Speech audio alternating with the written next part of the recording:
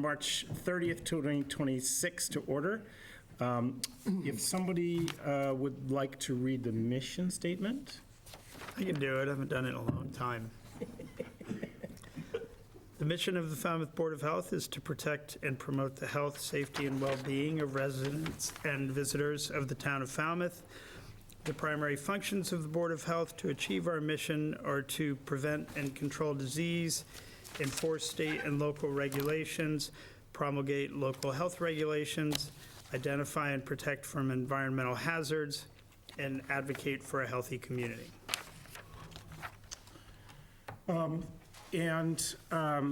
I think I'm going to summarize Kevin's statements about public comment into the briefest of please be courteous.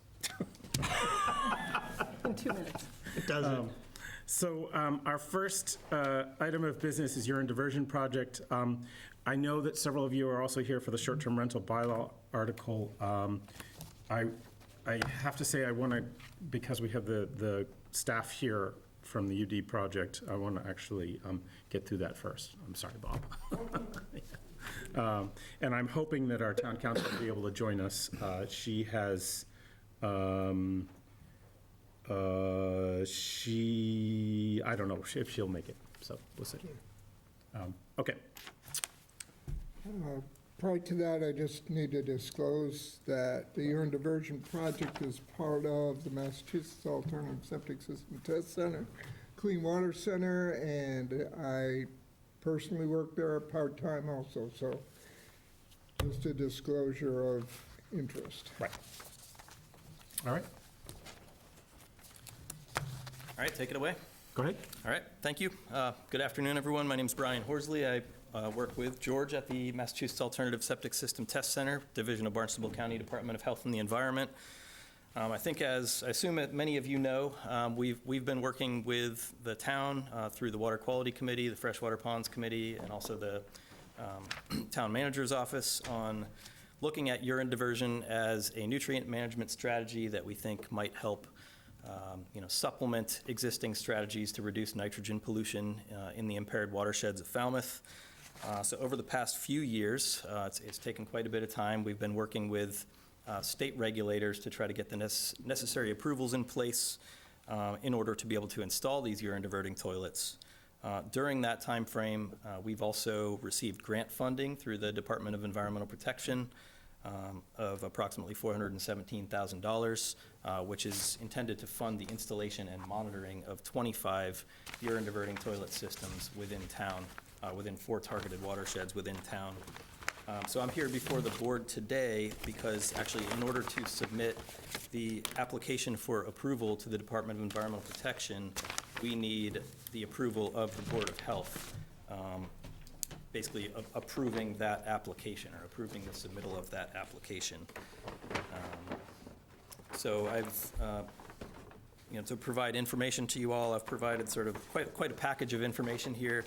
The first being this cover letter, which basically describes what I just described, and then lists out basically 3 points that I wanted to discuss with the board today. So the number 1 point is the approval of the application itself. The application package is provided as part of this package of information. If you can see on page 5 here, sorry, the pages are not numbered, so it's not easy here. But on the list of attachments here, attachments 1 through 6 are all part of the DEP application package. So that includes the actual application itself, which is called a 64B application, a description of the urine diverting toilet systems or the UD systems. The 64B application notes are essentially a document that I created to house everything in the application that I couldn't fit on the application form itself. The attachment 4 are standard UD system storage drawings. So these are engineering plans, essentially like a generic urine diverting toilet system engineering plan.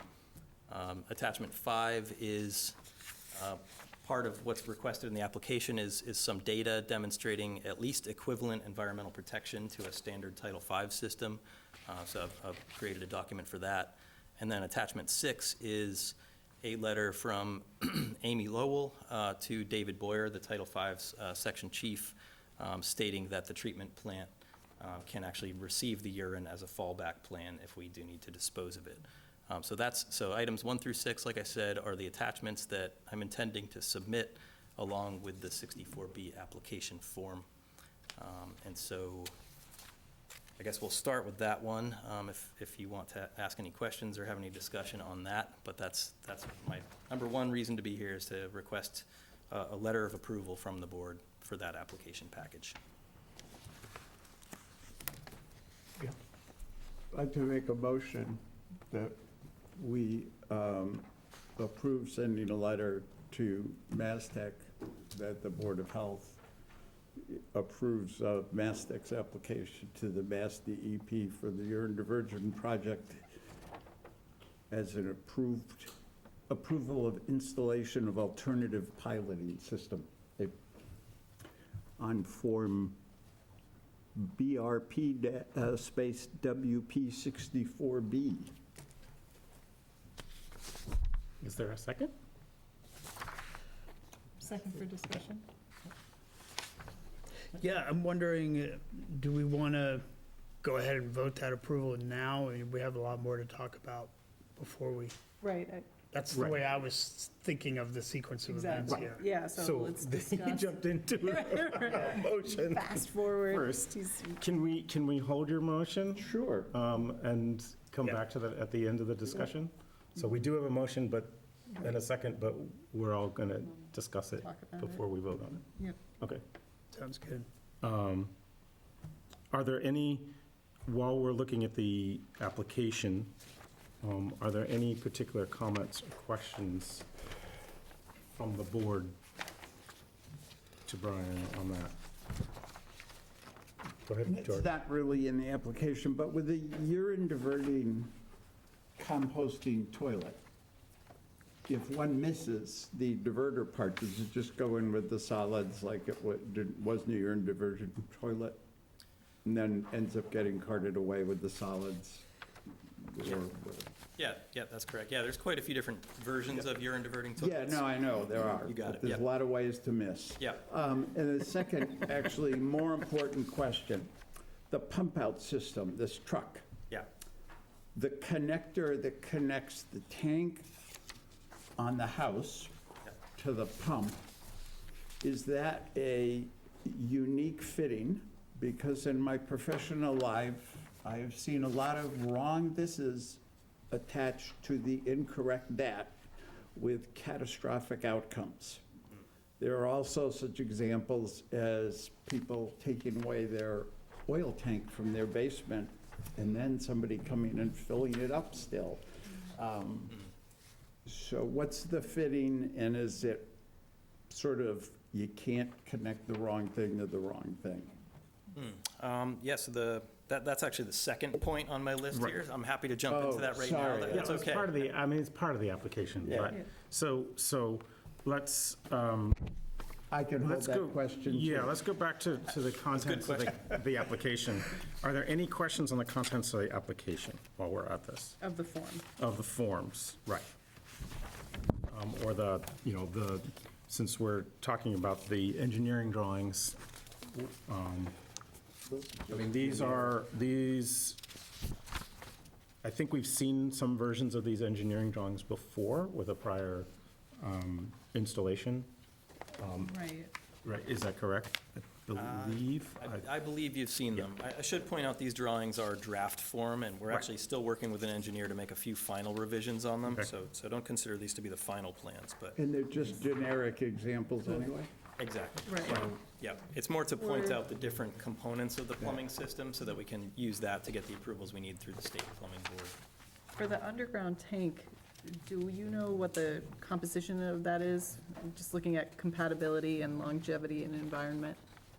Yeah, I mean, the tank would have to be a tank that is, like a septic tank, essentially, that is used underground. So, we wouldn't be using the same tanks for the interior installations that we would for the exterior installations. They would have to be, tanks that are rated to be buried underground. Okay, so you haven't identified the materials that would be made of or anything? I mean, like a standard septic tank, they could be concrete. Concrete. Or they could be plastic. Some of them are, they have the appropriate corrugations and strength Is- to be able to withstand being underground. Yeah, Scott? So you're gonna meet whatever DEP has for plastic and alternative tank materials? You Yeah. would comply with that, because there's already Right. that inside of Is that specification necessary for this application? I don't think so. No, Okay. I don't think they're needing that level of detail at this point. Okay, yeah, I want to keep us focused a little bit on this DEP application for the moment, so, so it's good to know that, and we'll get to that under, I think, point 3. I think I should also point out that the application that DEP is having us file it's a little bit funky in that we're filling out the 64B application, which is usually used for site-specific piloting, but they're actually calling this a site-specific provisional use approval, which is something, I don't know if they've ever done that before. The reason being that piloting usually ends at up to 15 installations, I believe you're allowed. But for this project, because of the grant funding, we're proposing to do 25 installations. So I think they're giving us a little bit of flexibility on the standard pilot by calling it a provisional.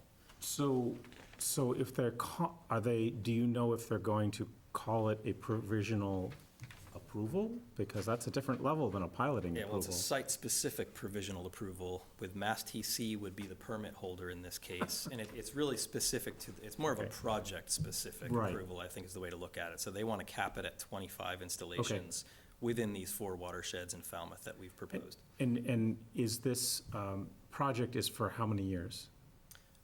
The project funding goes through September 2028, so we'll So be it's doing. only 2 years? We'll be doing, yeah, we'll be doing the monitoring for 2 years. Okay, does because DEP for piloting, if I'm wrong, is typically a 3-year piloting for data? Correct in that? It could be 2 years. It could be 2 And they're years. not, their pilot approval, I think, for this project won't even include a lot which is going to be handled under the project, like Okay, nitrogen monitoring. okay. It's not even required under this Okay. site-specific pilot. Okay, so this is basically them trying to gerrymander this Yes. project into an Jamming a square peg into that round Right. hole. Yeah, Okay. this is part of why it's taken so long to get these permits, because Okay. there's no definition of urine, there's no permit process that's a good fit for it, so they've made Right. this up. This is the best that they've come up with. Okay, well, it sounds like that this is that this is actually a pretty good working relationship, that they're willing to allow you to jam a square peg into a round I hole. think so, yeah, they've been very helpful. And provide in the process. instructions on how to do that. Okay. Right. Are there any questions from the board on this particular aspect? Scott, do you have any? No? Okay. All right, before we get to actually voting on this, let's go to the approval to haul urine Sure, question. sure, yeah, so my second request was to ask the board if we at the test center could have approval to haul urine from these 25 locations back to the test center. Now, we're not septage haulers, we don't have a septage hauling truck. What we're looking at for the purpose of this project is to utilize an existing Ford F-550 dump truck that we have on site and to put a container or 2 in the back of it. We actually had the truck upgraded in a couple of ways to make it more suitable for that. We had D-rings welded in the back of the bed so that we can strap these containers in using ratcheting straps. I think it'll be a very solid, containment for the urine in these containers that we're planning to put in the back. There's actually a couple of photographs at the end of the package here, the end of my package at least. Yeah, probably pull it up here. Got the wrong way.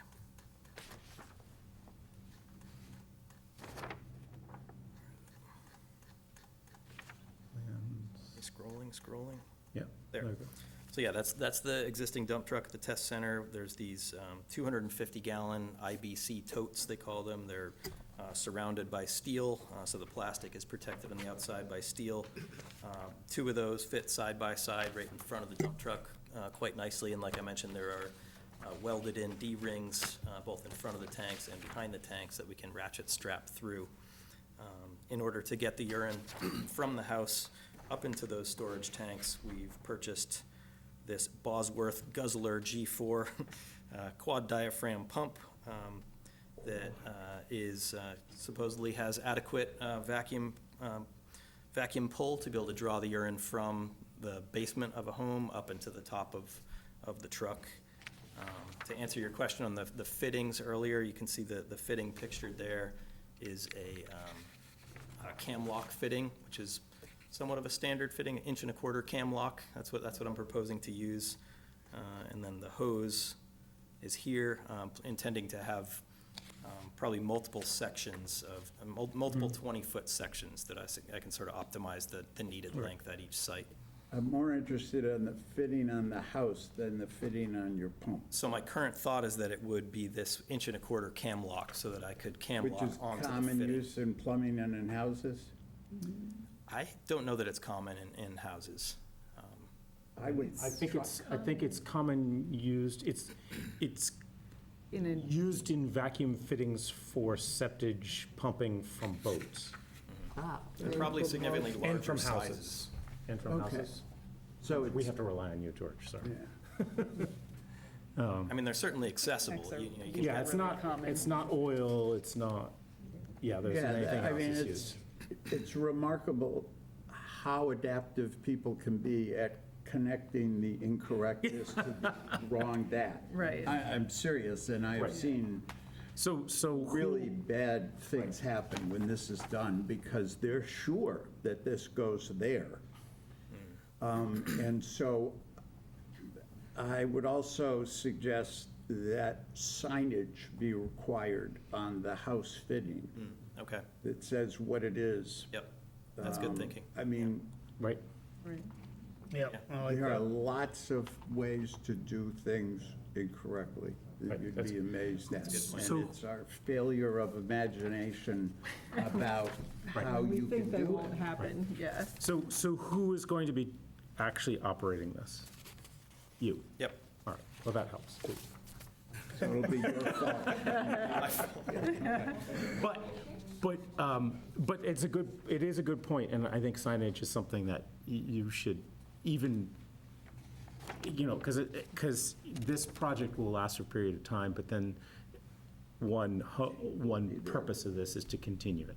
Right, So right. presumably you won't be doing all the pumping forever. Right, So, yeah, I'm funded to do the pumping for the project period, and then I think, moving after the end of the project period, I think we could, depending on our capacity at the test center to continue taking the urine there, we could, contract with the homeowners if they preferred to do it that way, or there is another company out that is actually interested in pumping urine right now called Wasted.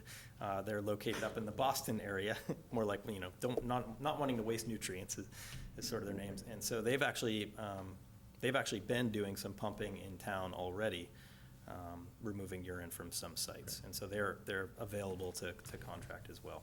Yep. So that you can coordinate the research parts of this, are you going to be pumping the tanks on a regular schedule regardless of how full they are, for example? Yeah, during the project period, the plan is to sample everything quarterly. So we'll go out to each site every 3 And are months. you going to be collecting different sites into a single tank, or do you want to keep every Keep site it separate, yeah. The and- point, that's the point of me doing it Yeah, myself, is okay. I want to get accurate measurements. So Okay. accurate volume measurements, accurate nutrient samples, that's all, really important to the project. So that's why I want to do it myself. And how does the volume of each tank on the back of the truck compare to the anticipated volume you'll be recovering? Like this, the hose just hangs over the top of those plastic tanks on the back? Well, the pump will pump just directly into the top of the tanks. Right, but there's no cam lock at the tank itself where you've got a quick connect, right? You're just, the hose is going into the top? I haven't finalized that detail yet. I mean, there could be a cam lock on the top, or it could just go right into a Just thinking through the, unscrewed if port. you're out of visual with it, like how do you Yeah. know that you're not overfilling? Good point. Right. The tank in the truck. The tank Yeah. on the truck. So I think I would be at the truck, actually, during pumping. So I think Okay. the process would be to connect the cam lock to the house, Yeah. go back to the truck, because the pump is going to be located in the truck. Oh, the So pump will then stay in the truck? Then I would flip the switch Okay. on the pump. So I would be next to the Okay. pump and the So tank you would as have it's that filling. visual Yep. control. Yep, yep. that's a good point, too. Yeah, that's another good point. Yep. And there's no issue with, I mean, you don't have anything that tells you when you've pumped the tank down, and there's no concern with that? Yeah, the tank in the house could pump empty. It'll have, venting to ensure that we're not Right, imploding you're the not going tank. to That's pull part a of the plan. vacuum on it, so, Yep. yep. Yep. So yeah, we just pump until it's empty, essentially. And one high-level float feels like the right answer. Typically, when I see a tank, I see a high and I see a high, right? And the yeah. high stops everything inside. Right. Like the high alarms, and then the high is like, nothing else can happen. Yeah, we're proposing just a single float at, I think I said 75% tank capacity. You know, one of the things that we talked about last time was, when we saw something like this, was to actually have a overflow into a standard Title V,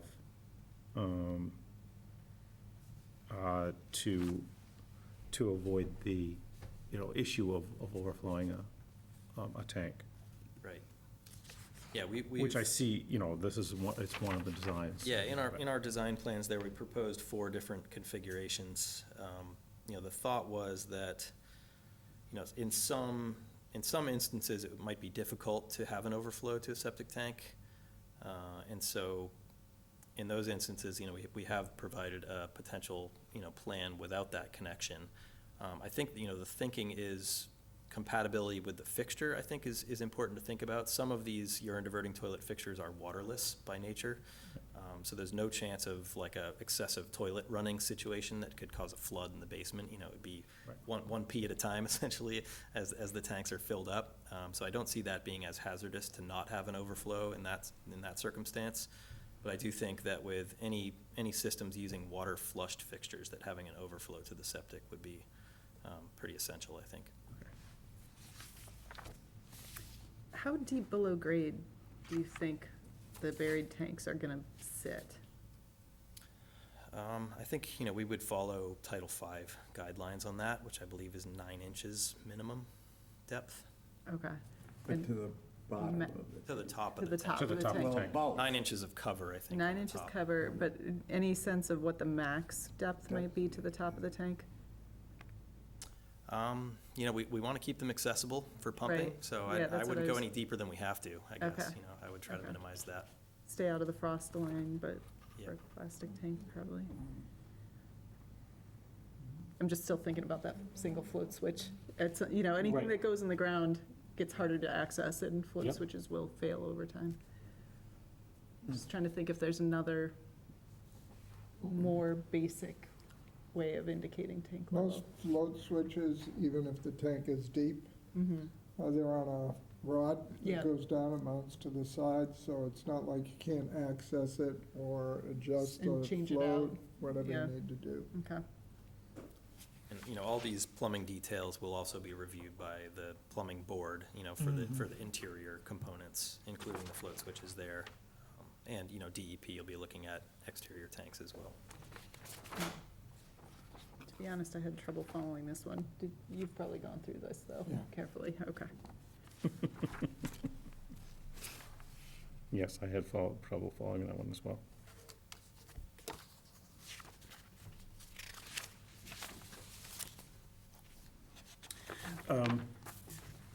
All right. The sort of the third part of this is the site approval process, which I think is separate from the approval of the application.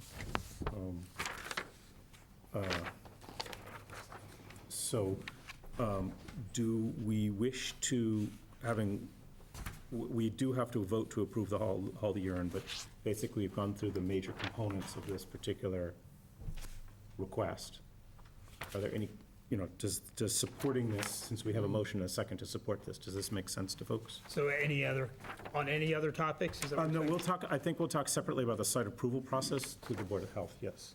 I think we will still see when, particularly for the exterior tanks, we're going to see a permit come in. Right, well, that, I do want to definitely talk about The board will see it that. each time. Yeah, because there's a specific request for that. So the request here is really, I believe, just sort of a letter of support for the application Application, itself, the details of which some of it, the process goes, you send the application up to DEP, Right. they send you back your deficiencies, you work on them, you Right. send them again. Hopefully that only happens once, maybe ideally it doesn't happen at all. Right. They just say, go ahead. But for each site, Right. we will only be approving that, yeah, they are allowed to put these sites in the town, and we'll see each Yes. one individually. Right, okay. That was going to be, that's sort of point 3 in this request. So I think we do need to talk about that, because there's also a request for a fee waiver. So, but I'd like to just sort of take these in the order that the applicant requested us to look at it. And Right, so so application first. first of all, the application, we have a motion and a second to approve the application, or to write a letter supporting the application more precisely.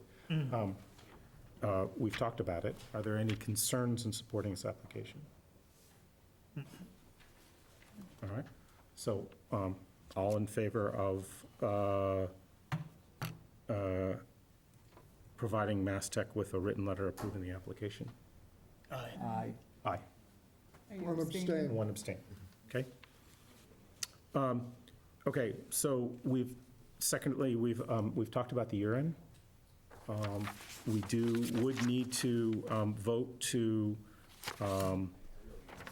well, we may or may not need to, it's based on the interpretation of whether or not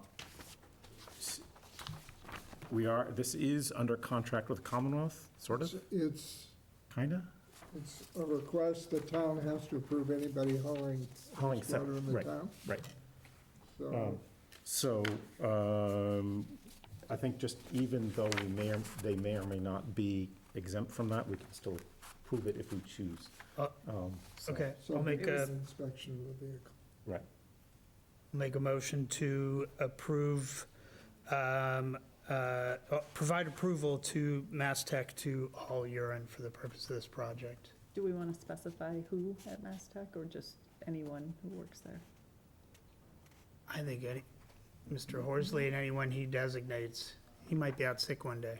Right, Fair that's what I was, like, Yeah, are we comfortable with anyone? Okay, I think so. I think they can 'Cause we- decide internally on that, okay. right? I think so. We were just saying, you were saying, I'm going to be the person doing this, I mean, so. that's my intention. Honestly, it'd be hard to convince anyone else probably to do that. Okay, we And could, and there's can we perhaps make it subject to inspection of the vehicle? Because it is a non-standard who's going to configuration. inspect it?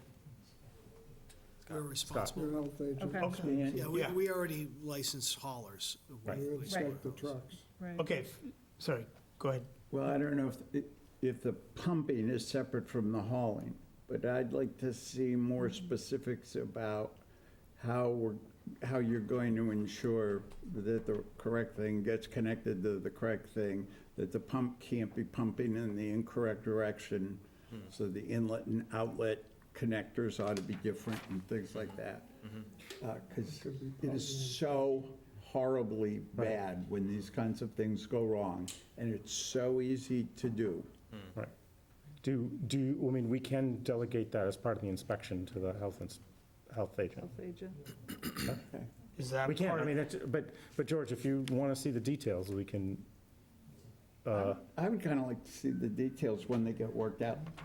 I mean, we don't have to hold anything up to do it. We can just get a report on what the plan is. that's absolutely fine, and I think Yeah. is that all right with you? Yeah. Absolutely, yeah. All right. So that's separate from the approval to haul urine, correct? It could be it could be the conditional on the approval. Okay, We- so Subject to provision. three friendly amendments. One that we are approving specifically Mr. Horsley or his designees to pump and haul the urine. That the septic haul, or the urine hauling truck be inspected by the health agent, and that board member Topulus has an opportunity to, I would say all Oh, yeah, the all of board. the board gets a Yeah. chance to review the engineering specification. Yeah. as he said, yeah. Yeah, to So that's prevent my motion. in Second. accidental discharge or other Okay, accidents. so a motion and a second to approve the hauling of urine by Who MASSTC. seconded? Was that, she did, he did, I did. Okay, George cheated. With the specified, what word am I Friendly looking for? amendments. Well, it's not amendments, conditions. So the specified There you go, conditions. there you Okay. All in favor? go. Aye. Aye. One abstain. One abstain. Okay. All right. Okay. So those are the two, so that two things. So that we have now the third part of it, which is the site approval process, which is separate. Yes, yeah, so the third piece was, more of a question than a request of the Board of Health, but the DEP has provided this, this approval pathway that's, I consider it kind of a blanket approval. We're filing one permit application, and it's for the whole project, for the 25 sites. So thinking from that point of view, I was wondering if the board would consider some sort of efficiency measure, rather than having us come in front of the board for every single site, is there a more efficient way to do that? I understand that the town needs to file, the permits individually, but the way we're doing it with DEP is they're going to provide us this approval, and then we're going to be reporting back to them as we confirm the installation sites and, sending the site plan and whatever, related information, the address, whatever information they want us to send them. So I was just, curious what the process the board would like us to take on that. So development of individual site plans will be on kind of a rolling basis, or do you anticipate having all of those as a package? It'll probably be on a rolling basis. I think that would be most efficient for us. Currently, we have a list of about 50 potential installation sites that we're planning to get 25 completed installations out of. So we're working with our subcontract consultants, having phone calls with people, going to individual sites, doing site assessments, and we really won't know what sites are committed until those people sign a participant agreement with us. And so I don't expect them all to happen at once. I think we'll Understood. go I in feel like progressive. we need to see the site plans for each one. Even if we Well, yeah. set up a blanket process, I feel like we need to look at the plans. So there will be no increase in flow with any of these, right? No. These are all, okay. So we'd be approving an IA system, but we're not approving any increase in flow to the system, right? I wonder if we could request that you come before us with the first one, and we have a thorough discussion of that first one. Maybe during that discussion, Mr. Horsley could explain to us what the possible variations would be on other systems. We should have a plan on each of them. I think we should look at them. I think we should think of them as IA systems, because they are innovative, they are alternative. And we approve all of the IA system installations in town. We see them all. And so I think certainly for this, we should see them all, especially since they're coming in they're not 25 at once. Although 25 at once would actually mean that we would just look at them over the course of 45 minutes or something like that, because there'd probably be a lot of similarities. But because these are all individualized, and there's at least 4 different potential configurations with different depths depending on the site conditions and things like that, I think we, whether you batch them just Right. for your time efficiency, so we say like 6 them at a time or something like that, in one batch. So he's not coming back here every 2 weeks as they get them in. Right, particularly if they're grouped by installation type, like if all of the tank in basement plans. Well, come as a yeah, but it's batch. going to be dependent on which with the orders. It's probably going Yeah. to all be different. That's true. But I think having these eyes on all of them will probably help you. Okay. So to catch any weirdness. I mean, these eyes are probably good enough, but. George, yes. Well, the tank and basement plans, as you know, probably are not our purview anyhow. I would say that if there's a tank on the outside of the house, then that becomes Right. Title V. Right. Okay. That's a good point. Yeah. Although we still need to think about the pump out port so, yes, George T. The issues that Amy brought up are really ones that concern me, so I'm agreeing that we should see them all individually. And I would move that we do, unless we don't have to, because it would be an exception that we wouldn't. If we do nothing, we have to see them all. Right. Right, So we inside don't the, need a motion. well, to- inside the building envelope, we would have to see, to George's point. Is there anything, George, that prevents us from seeing them because they're inside the building? It's an issue that is a public health concern, but as far as I can see through the application, all of the fixtures and everything internal to the house are going to have to be approved by the plumbing board. DEP's application specified that. So, I mean, I don't go and look at anybody's plumbing inside the house. There's sewage coming down from upstairs into a basement and out a pipe. I don't look at that. I Yeah. look at it when it's outside the house. And I rely on the plumbing board and the inspector in town who will be inspecting these to, make sure it's adequate, their review. So with that in mind, wouldn't be a whole lot for us to look at or approve, just a Depends on tank. how many go outside, right? But yeah, even if they So- do go outside, it's just a tank. We could, Well, but for example, just overflow not issue. consider the ones that are just inside. Sorry? We could, for example, just not consider and just ask for, like by courtesy, ask for, like a copy of the plans, but not. I mean, I kind of like the idea of, if it's possible to bundle a few of them, to get the first few, come to us as a courtesy, and also for any feedback, useful feedback we might be able to provide. But once we've seen a few variations on the theme, then they're all just going to be repeats effectively, right? And there's not a whole lot, if the plumbing inspector is going to be looking at the internal parts, there's not a whole lot additional for us to review, I think. So, and that could save an awful lot of trips out here. So let's see the first sets. Yep. And at that time, we can make a motion to waive the additional inspections. That makes sense. Or whatever. Yeah. Sounds good. I agree. Then, yeah, the last question related to the permitting fee.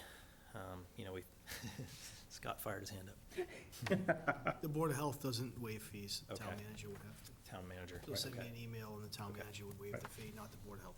Okay. He's a set through the select board. Okay, that's easy. Yep.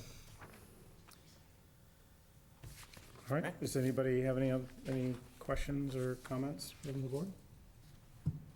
Just have one on the demonstrating equivalent environmental protection. It's an interesting document.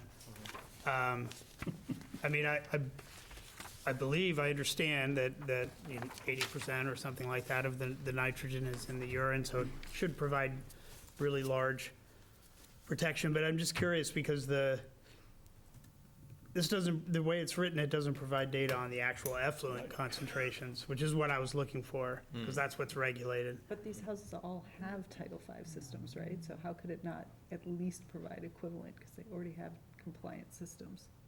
Yeah, I'm That's the not way doubting it. I like I'm- circled just- myself on that. Yeah, I flagged yeah. it the same way. It was like, you could almost just write that these homes all have compliant Title V systems. And this is only an improvement of what removal. is already Yeah, a right, yeah. baseline Yeah. acceptable system. But in the end, we want to know whether it's equivalent to an IA. 100% we do. In the end. Yeah, Well, so, a different type of IA. Yeah. right, Right. we definitely do, but I don't know if that level of explanation is needed here. True. Yeah. Go ahead. Yeah, the strange part of this, the approval process, particularly with DEP, that I can see, is there's no requirement to monitor nutrients at all. Right. And that this grant itself was to try to demonstrate the efficacy of urine diversion.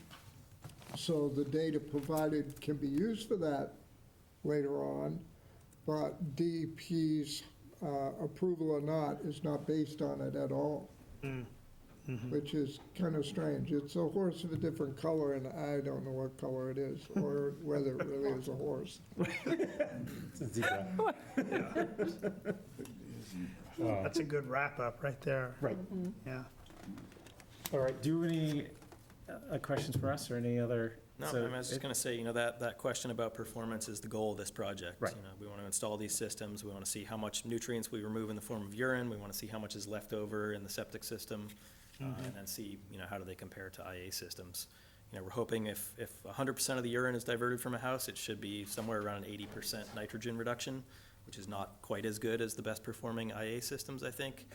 In sites where there's a full 100% black water diversion, such as a composting toilet, we would expect to see better performance, to the tune of like 90 to 95%, which, we think is comparable to the best IAs. So that's the goal, that's what we hope to prove. Right. So, yeah, we're really interested in seeing both the installations and then eventually your data. So let us, Sounds good. keep us posted. Okay, by all sounds means. good. Thank you. Thank you. Thank you. Oh, yes. Applicant. Yeah, go ahead, come on, Dan.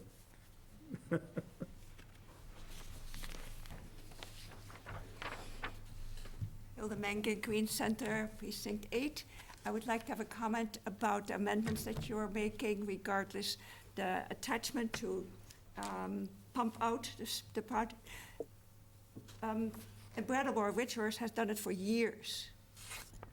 We should just use their system. A lot of things that we were discussing has been done on a large scale already for years. So look at those and then just copy that.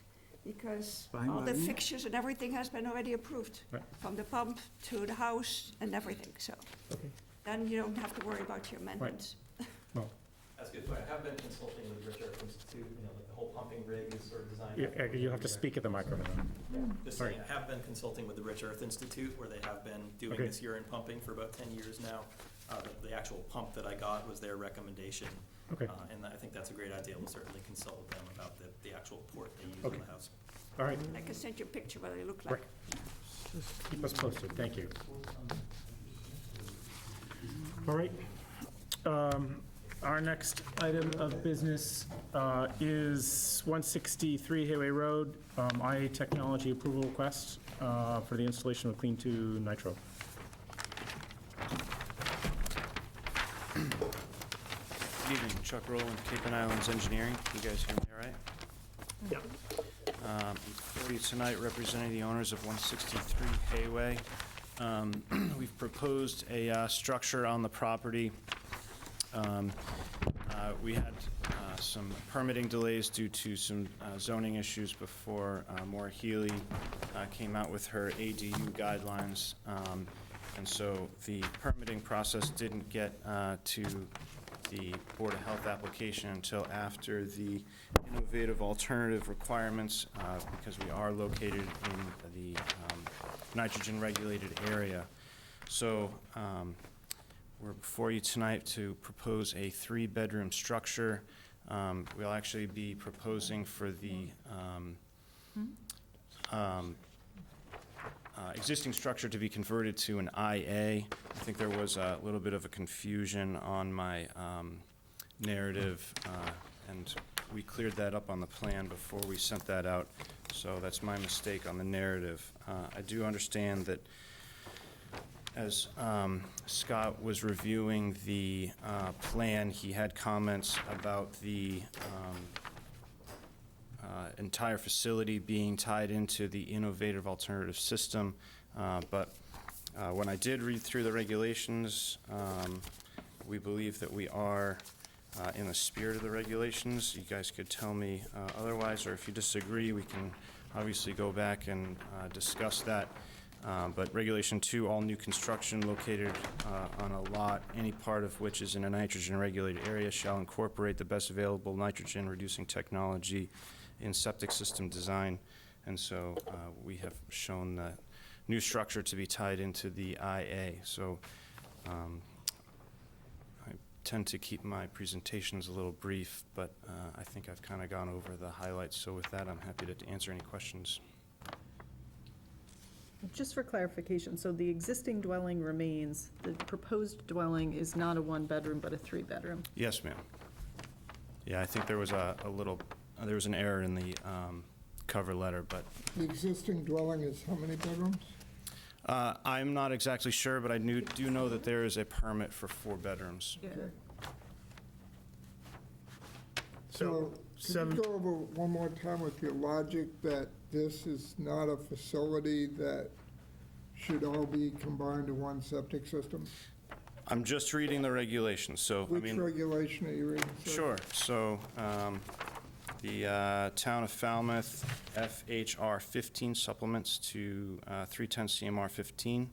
So, I believe I have the most updated revision dated November 15th, 2025. And so if you flip to the very last page, so number 1 is definitions, and number 2 is requirements for new construction. Okay, how does that supersede the requirement in Title V, which designates all structures on a lot be one facility? So I don't have the full Title V in front of me. To be honest, I'm not, clearly not qualified to ever go in to court and testify against you, Mr. Hoyfelder. I do know your background. I am but a simple engineer, so I'm just trying to abide by regulations. And so when I see new construction, and I'm proposing new construction, I understand that your interpretation is for the facility and that it is for the entire property. I just want you to know that that's kind of where that's how I came up with my design. So with that, I'm happy. We're not going to blow this project up and push it for a denial, but that's how we came up with our design. So if this board feels, I know that this is a 5-person board, so if it looks like it's going to not be approved with the current design, then we're happy to have a discussion about it. Despite your self-effacement, Title V kind of just talks about a facility being all those buildings located on a property.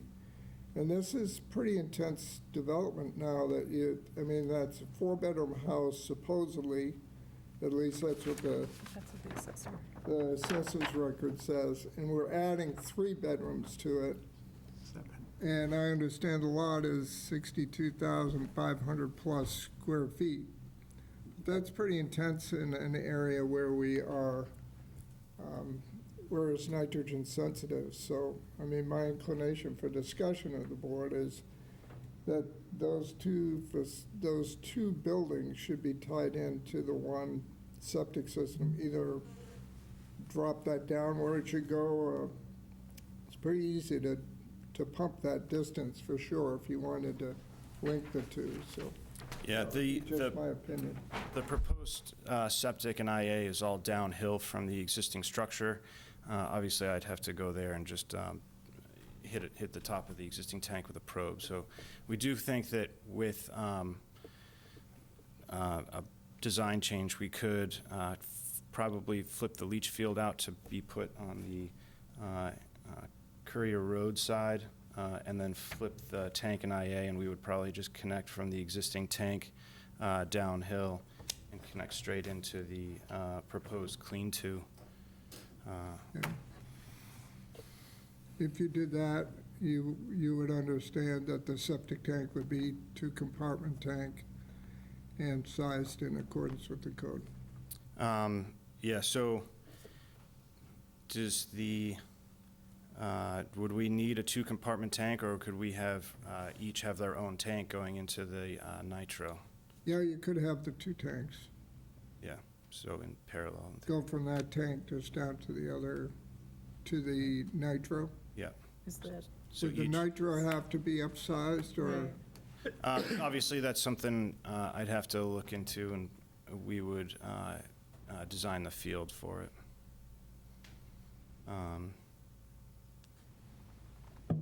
Is that something that this board can approve, that if we meet those guidelines, that we don't have to come back and attend another hearing, that you guys can approve subject to? Just going to suggest that I understand you've had a delay in your permits to begin with, and if we could ask the health agent just to review the plan to indicate that the two structures are into the one system. Of course, you'd have to upsize your leach field. Looks like you have plenty of room to do that, and a reserve area, so. And, The nitro is properly sized Yeah. for right, so- both For sure, for sure. contributions. and only 3 inches of cover over the inspection port, rather than 6, as indicated on the plan. And just make sure if you're Good catch. crossing your water line that you're Oh, yeah. sleeving it, Yeah. because it looks like you've got a just- water line. I try not to be specific with water lines, so that way, if I know that they're not going to be an issue, but obviously if will be an issue with this design, we'll be sleeving it, so I'll be kind of showing more detail on that. So, yes, we can approve the use of an IA system and delegate the specifics of it to Scott. With some, Conditions. a pretty long list of conditions that were just noted. Or, The main thing Requirements, really is specified combining the two Requiring units. that the facility be served by one system. yeah. My motion to approve the use of the NitROE system in this situation, provided that the applicant submit a plan showing both structures being served by the septic system to be in NitROE according to the plan, with a standard set of conditions and a raising within 3 inches an observation port for the leach field. And we'll need the health agent to confirm that the property cards to abutters and the sign-off sheet were completed, right? 'Cause we didn't The see sign-off those. sheet for sure, but I don't think you need a butters or there are Okay. No. Okay, so just the Variances. owner. no sign- variances, Oh, no no variances. variances, you're right. Right. So owner sign-off sheet. Right, I actually proceed. have a copy of that. Oh, you do? Okay, great. Okay. I'll second. Any other discussion? All in favor? Aye. Aye. Thank you for your time.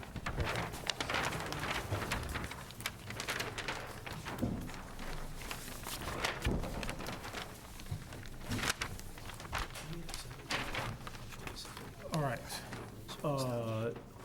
Doug, are you trying to make I know Bob is, are you trying to make a meeting? Because we can take something out of order. If you can. I scheduled it, yours.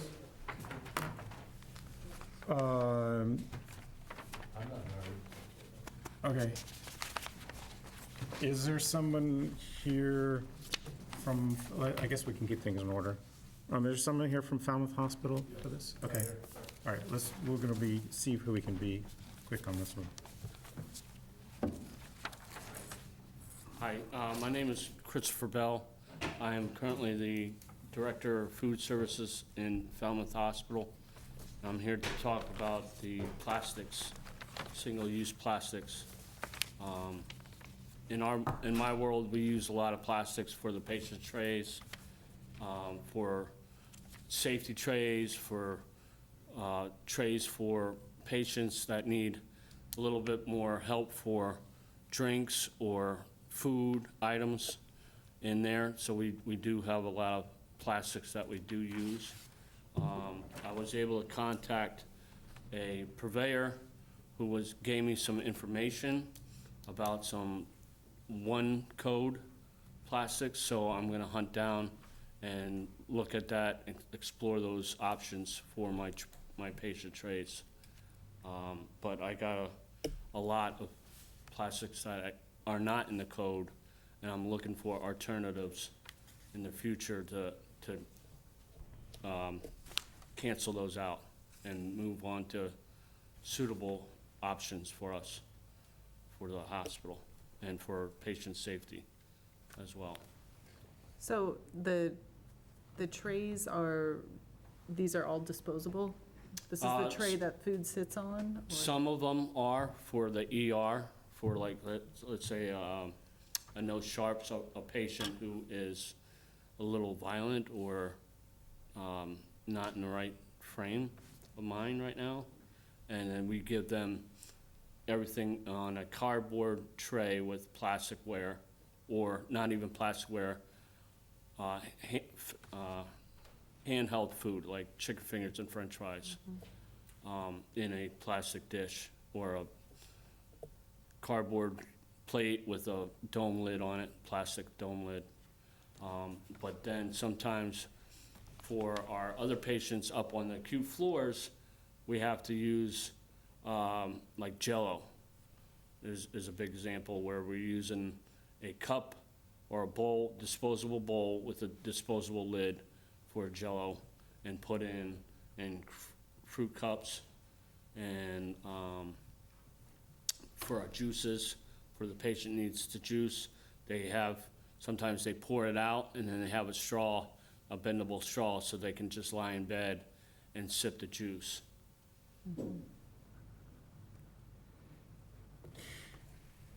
Yes. I missed it about the trays. So, one more time about the trays. The plastic trays are not used on the floors? Yep, plastic trays Oh, are they used on are. the floor, but sometimes we use cardboard trays. Oh, and those are the ones that use on the floor, you are sort of lined up to Yep. move to a recyclable plastic. Okay. Yeah, And right now, they're not. right there, not. We have to use a hard tray for the main dishes. Let's say someone is sick, we use china and a hard plastic shell to keep the food hot, mugs, but the lid on the mug is plastic and it's not number Oh, one, okay. okay? Okay, but Are the trays, are these trays washed? and reused? Yes, the Oh, tray. in that case, Oh, that's not an issue. I'm That's sorry. not an issue, so didn't- that's not a It's just- disposable. We're Right, looking it's at just the disposables that we're worried about. Just the single use. Yeah. It's only a plastic single use. Yeah. Now I get it. And, I mean, realistically, in a hospital setting, would there be any recycling anyway? Yes? Theoretically, yes. Theoretical? Yeah? Yep, absolutely. Okay, I never believed it, but they were believed in all over the place. okay. Yes. Okay, What about the cafeteria? Cafeteria, we do have little cafeteria trays, and right now we're using the cardboard bowls and cardboard plates for our customers and our nurses and doctors to take their food on. But those, we do have plastic trays that, like the cafeteria style, we wash those. through the okay, but the machine. dishes and cutlery are not washed? Those are disposable? No, they're disposable. Right. So Any then, reason they Yeah, why, couldn't be Yeah. reusable? For the cutlery? Yeah, and the dishes. Yeah, we don't have that we don't have that, sorry. Yeah. We sorry. understand you don't. We're asking if there's a particular reason you couldn't. No, there's no particular reason. Yeah. Do Some- a lot, some- Sometimes the silverware and the plates have legs and leave up to the floors into the offices and never come back, to be truthful. yeah, well, if they're in the hospital, they're still retrievable. Yeah, but yeah. Well, I just can say I've been in a lot of hospitals that have completely reusable stuff in the Right. cafeteria. Okay. Metal implements and dishes that get Do- washed and reused, and do they let people take stuff out? there's nobody stopping anybody. Okay. Yeah, sorry. I seems think like it's just sorry. local custom. I don't think there's any reason it can't be done. It's not any different than any other, unlike, it's not the transplant unit where, two viruses and one bacteria is a big problem. It's just like any other cafeteria Right. in any other place. right. It's a dine-in Yeah. establishment. Yeah. And you which must have a needs to use dishwasher for the reusable. trays. Right, right, Very big, a very large one, I think it's the biggest in town. okay. If it helps the board, we could certainly send somebody down to work with Dan to look at the individual items, because what you're used to seeing is specifics. Right. Yes. This item, that item, that item, rather than a general blanket sort of request. I think that would be really helpful. So I and- think the best thing, Dan, is we'll have, Yeah. you meet up with either Morgan or Jane. Okay. We can do it this week. Right. Because you need more detail about what individual items you're looking to ask waivers for. All right. So the regulation basically says, single-use plastics, you can only use them if you can't find a suitable alternative. Essentially, is that in a nutshell. And we can waive things if there are no suitable alternatives, or it's just really tough to get. Yeah. I think that the board hasn't, speaking for the board, it's not done a blanket one saying you guys can use whatever you want, whenever you want type of blanket. So I think that's the best way to do it. I agree, and look at that option for reusables in the cafeteria. And at it's the only same just- time. Continue it, we can definitely come back and revisit it, let us come Yeah. out with you. Yeah, Okay. I think that makes sense. And just make sure you understand, it's only disposables Yeah. that we're concerned about here. Yeah. Yeah. Like, okay, so sometimes our trays come back, they have the platter or the plate, the china plate, the real silverware, the domes, the heating element for the plate and the mug and the soup. But then we throw away like the, maybe the juice cup and the juices and the pudding and the Jell-O that they don't eat, and we throw those away, those vehicles that hold that for that particular patient, purees and stuff like that as well. Yeah, I think it'll be very helpful, I think, for someone from the health agent's office to come and work with you on site, where you can kind of talk these things through Yeah, and see what it is that you're struggling with. They might have some suggestions for you of some alternatives that might work, and help you look at that. Within the cafeteria, we really do want to see you go to reusables, so things that are washed across the Okay. board. yeah. No, we had reusable at Morton Hospital in Taunton, so, Okay, all right, that would be great. yeah, Take care. okay. Thank you. Motion to continue Yeah, or, yeah. as needed, Yes, I motion to guess, continue. as Yeah. needed. No date certain, but Right. if you Right. want to come back once you worked through everything, if you do have some variances that are needed, Yeah, then come on back, okay, put yourself on the schedule. all right, thank you. Thank you. Thank you. I'll second that. Okay, all in favor? Aye. Aye. Okay, we are more or less on time. All right, short-term rental bylaw. So, we will be chatting about this. A few things of note. I have had the opportunity to talk with our Director of Community Development, Jed Cornock, and also Mara O'Keefe, the Town Council, about certain aspects of this. Mara is here. She's here. Oh, there, she appeared. Great, excellent, thank you. In terms of, one thing, the guidance from the Division of Occupational Licensure on short-term rental inspections appears, the interpretation currently is that it applies to lodging houses and not to what we are covering under the short-term rental bylaw. So Well, it's not, Do we exclude lodging houses from the bylaw? yes, lodging houses are regulated separately. So, so that's, and are under different codes. So that's not something that we need to concern ourselves with.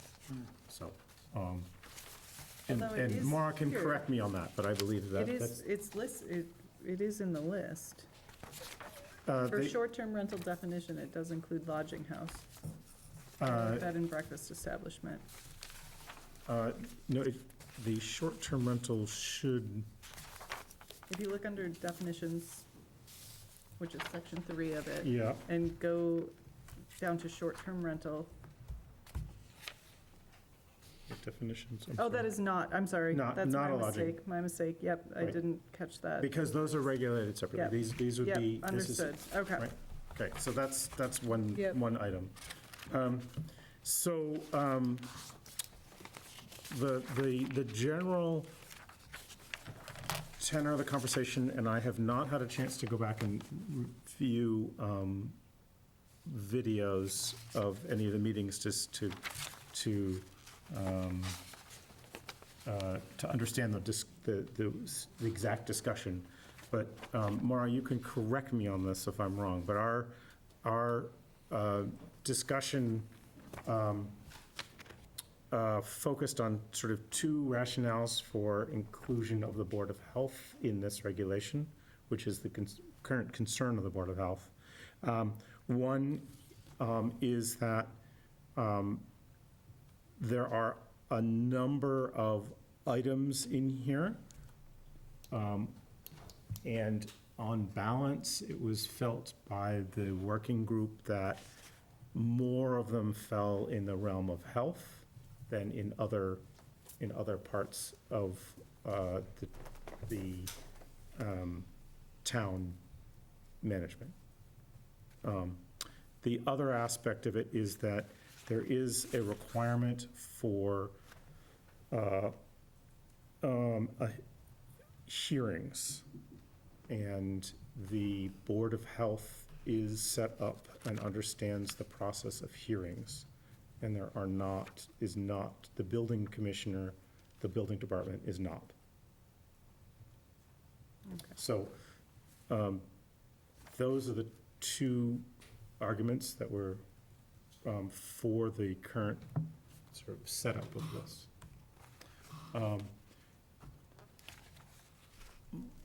Mara, this is where I could use some help.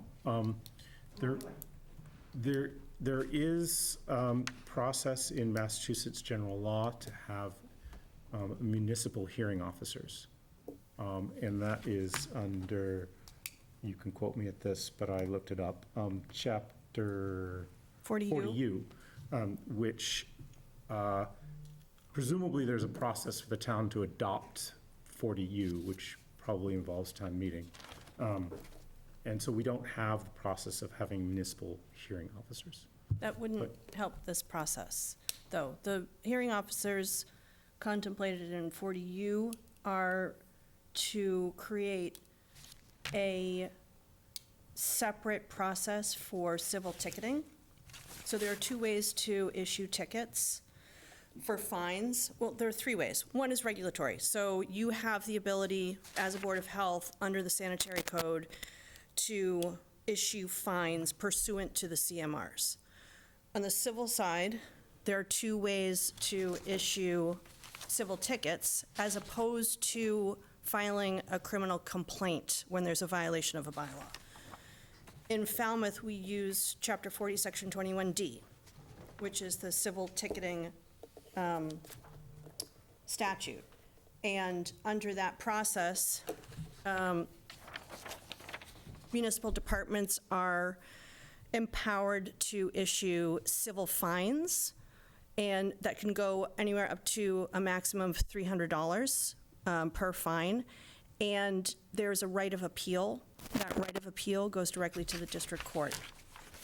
Under Chapter 40U, municipalities have the ability to adopt a separate process for fines, in which case the civil ticketing would be done the exact same way. Departments would have the ability to issue a ticket, but then the appeal of those tickets goes to a municipal officer.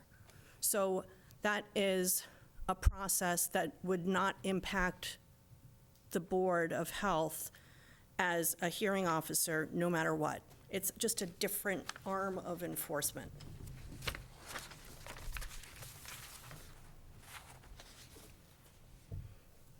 And just to clarify, that $300 is per day, or just per?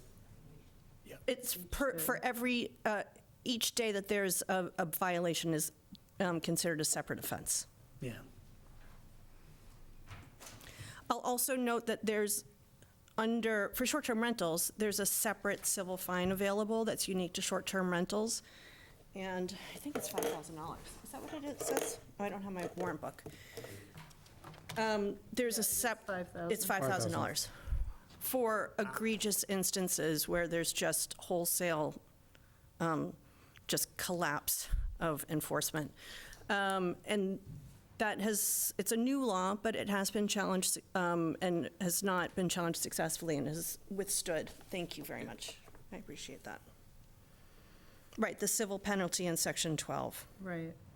And it says the town may assess that, so who? So that could be issued by any department that has the authority to issue tickets. So health department, the building department, the police department, conservation, they issue tickets. Those are the ones that I'm thinking of off the top of my head. I mean,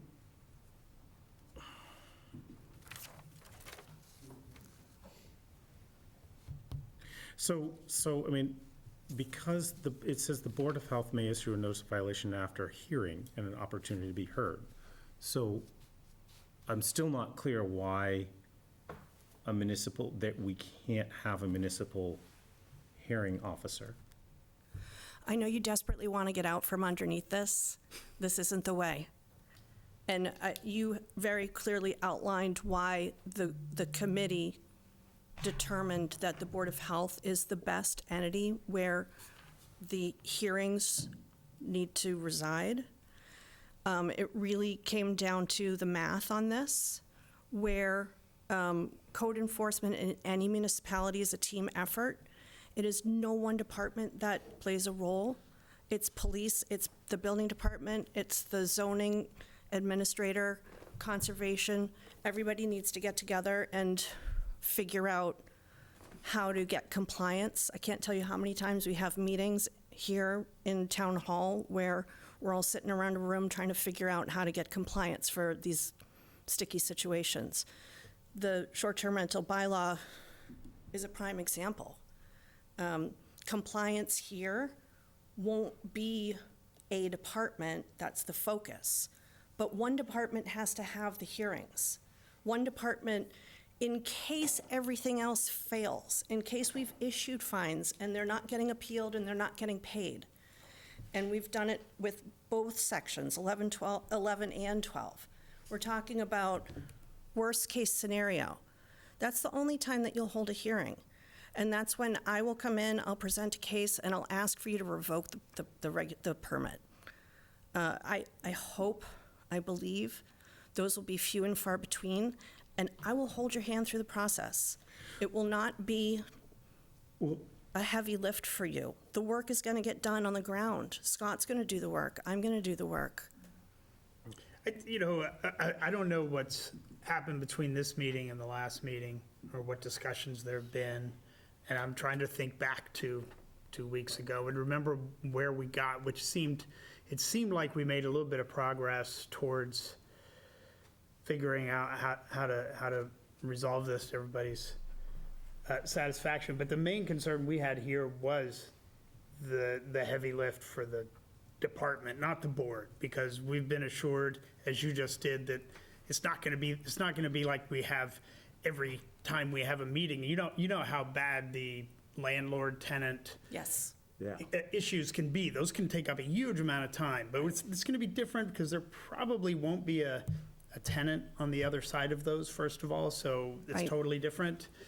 So I'm not too concerned about that, but what we were concerned about was the amount of time for department staff and having them spend more time on this than they're spending on other issues that are more directly public health. And that's a fair point, and I believe Select Board Member Brown would like to speak to that. Doug Brown, Select Board. So I would say we've all identified that it's going to be some work. Yeah. And we all know that it's more than Scott will be willing to, able to handle, even though I'm sure he's willing. So we know we're going to have to hire somebody. We don't know yet how much, whether it's one person or one person plus a part-time person. It's true, it's not 100% figured out. The idea is, if you accept the tenets of the bylaw, that we need or should have a bylaw in place, then the town manager takes on the task of actually really figuring out the nuts and bolts. We know we have to hire somebody. Once we know that this is happening, the town manager will put it on his docket. He'll work with Scott. They'll try to figure out which company they want to hire to make it happen, because they're not really going to hire it until town meeting votes to put it in place. Because if it's not in place, we're not actually doing it. So then we hire the company, we see how much they can help, then we determine, with the help of the company, determine the parameters of the management of the system. Then we hire one, maybe more persons. So that's the idea. And the first year, as Scott said previously, it's really going to just be a registration process, and get a grip on how many of these we have, that'll also guide us as to how we're going to manage it. Because right now, we're taking a guess at how many. We have voluntary registration from probably most of the really well-run short-term rentals. What we don't know yet is how many of those that are not coming forward, and that company's going to help us figure it out. I will just add to that, just a tiny little bit at the end. Money's already been appropriated for that first big lift. There's been $50,000 already voted on by town meeting at a prior town meeting. That will cover the work to get this up and running, the initial registration process. And that will be a bridge that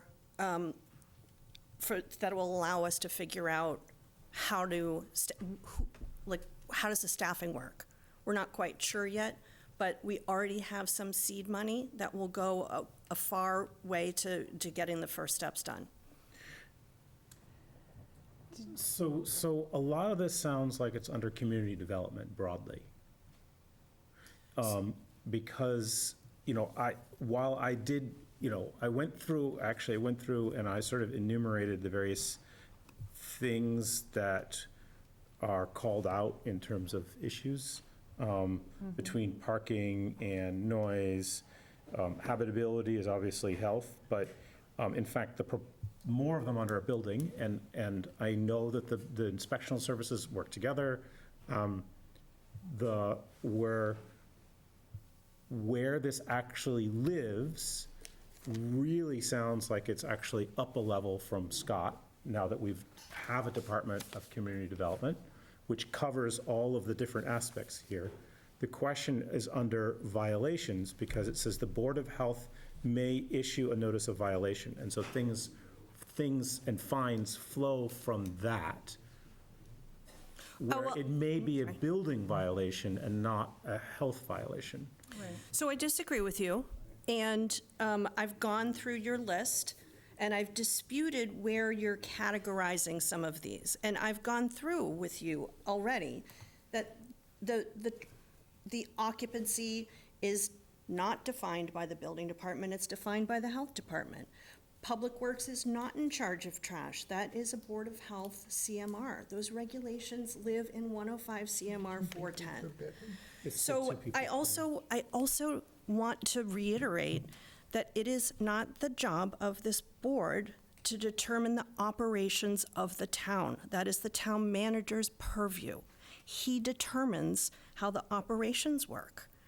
And this determination has been made, that it will be in the health department. It will live in the health department. But this board has the voice to voice our opinion to town meeting. Yes. And to let town meeting decide what to do, whether or not it is appropriate for it to be housed in the with the Board of Health. And if the Board of Health feels strongly enough, we can speak that opinion to town meeting and then let things go. So it's unfortunate. It would be unfortunate if that happened, because we've put a lot of work in it. I've been working on this for 4 years. Select Board Member Brown has been working on it for 2 years. We've had these conversations. We invited you to be part of this conversation. Wait, no, we're not going to Here we reiterate are. that.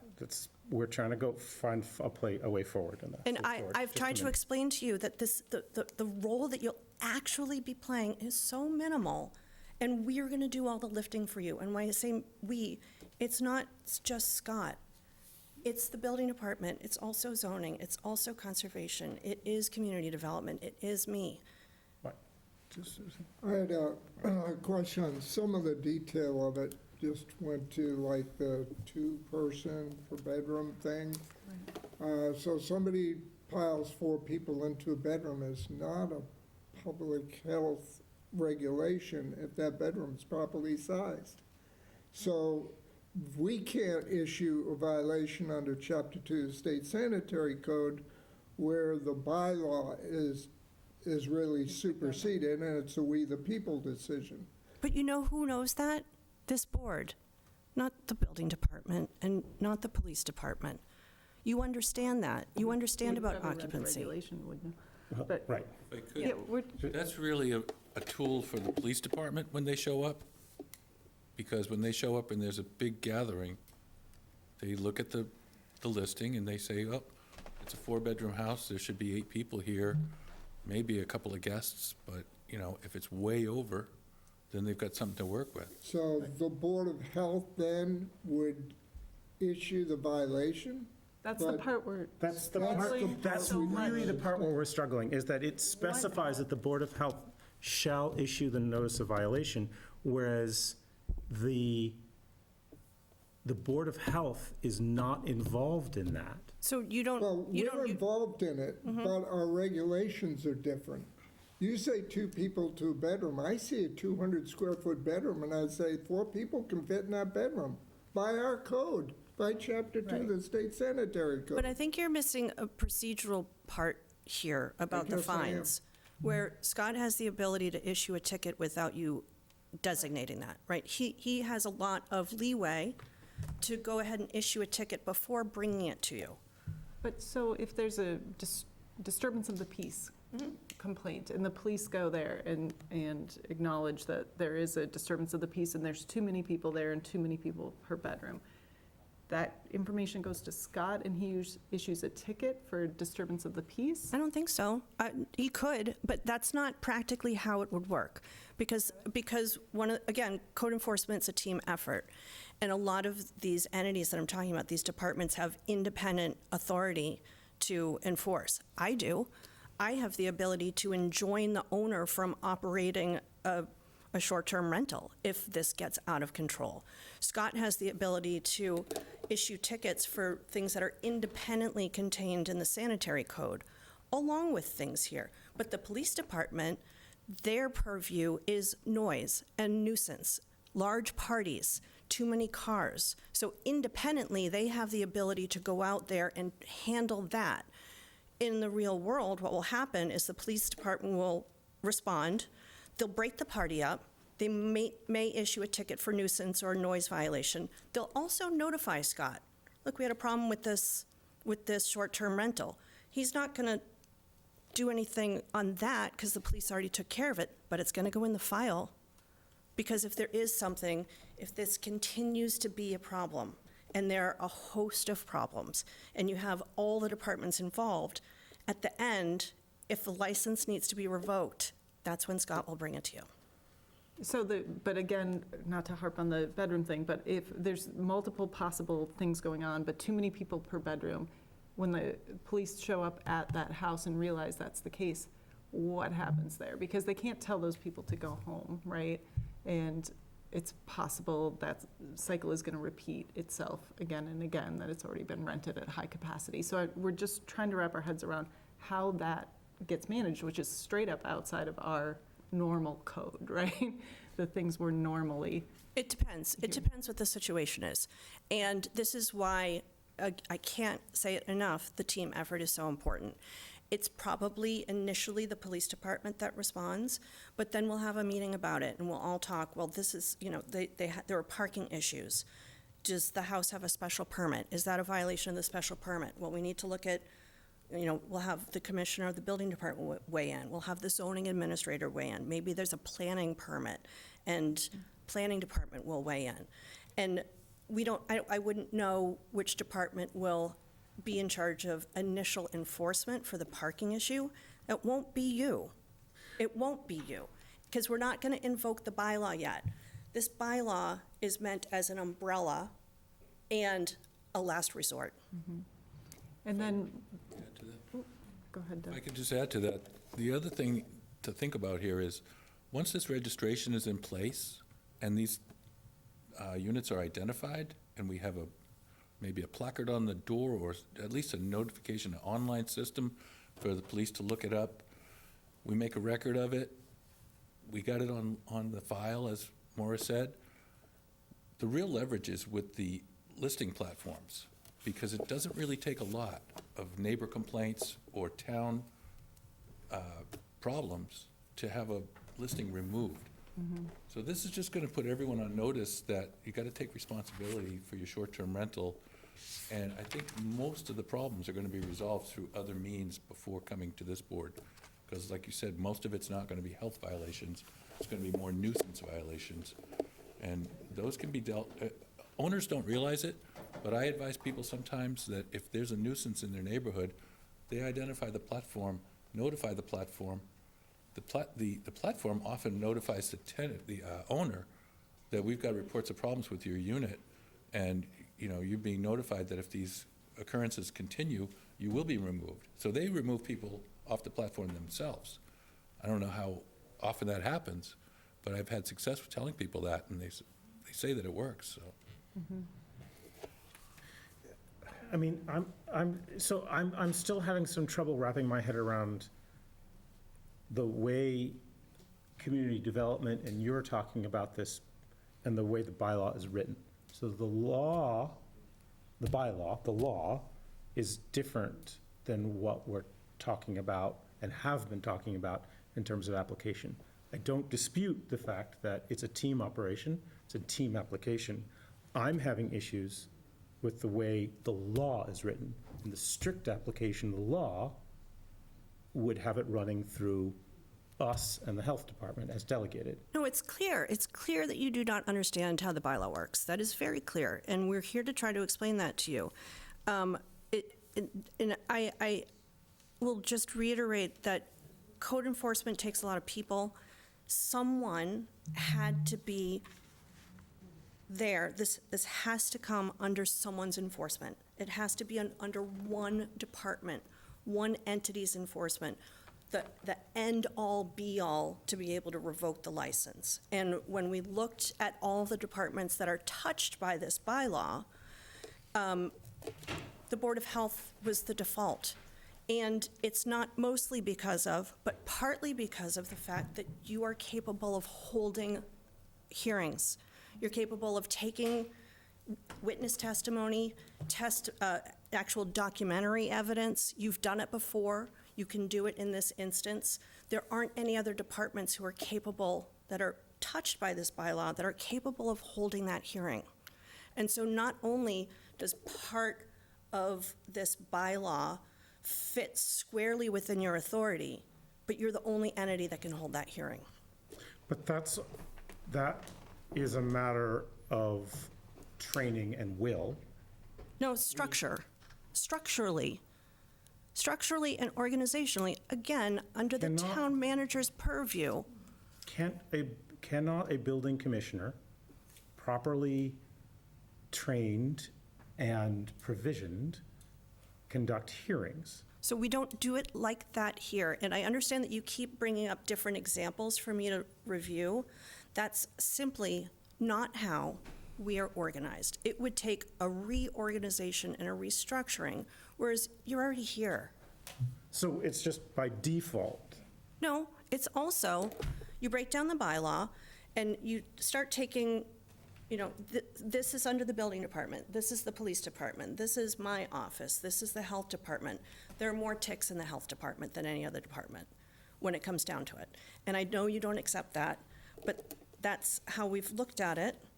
And I promise you, this is not going to be a burden for your board. Jed? Yes. So it sounds like the sense is that if something came before this board, it would enforce health regulations as they're written, the housing regulations that George was mentioning a minute ago. Even if the bylaw said you can't have more than 2 people per bedroom, that wouldn't be something that this board would actually enforce. It would enforce the health codes? No, we would enforce the bylaw, You would enforce the bylaw. all the aspects of the bylaw, and that's what we're trying to wrap our heads around. Like, do we end up, But other people in town could intercede in advance of getting to that hearing point. Right, And I would right. expect that that would be the majority of the Right. cases.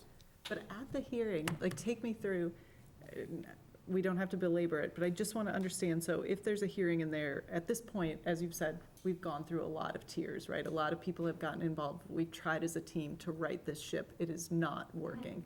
So theoretically, we've got complaints sitting in multiple buckets, right? Maybe we've got police department issues, maybe we've got building issues, we've got health issues.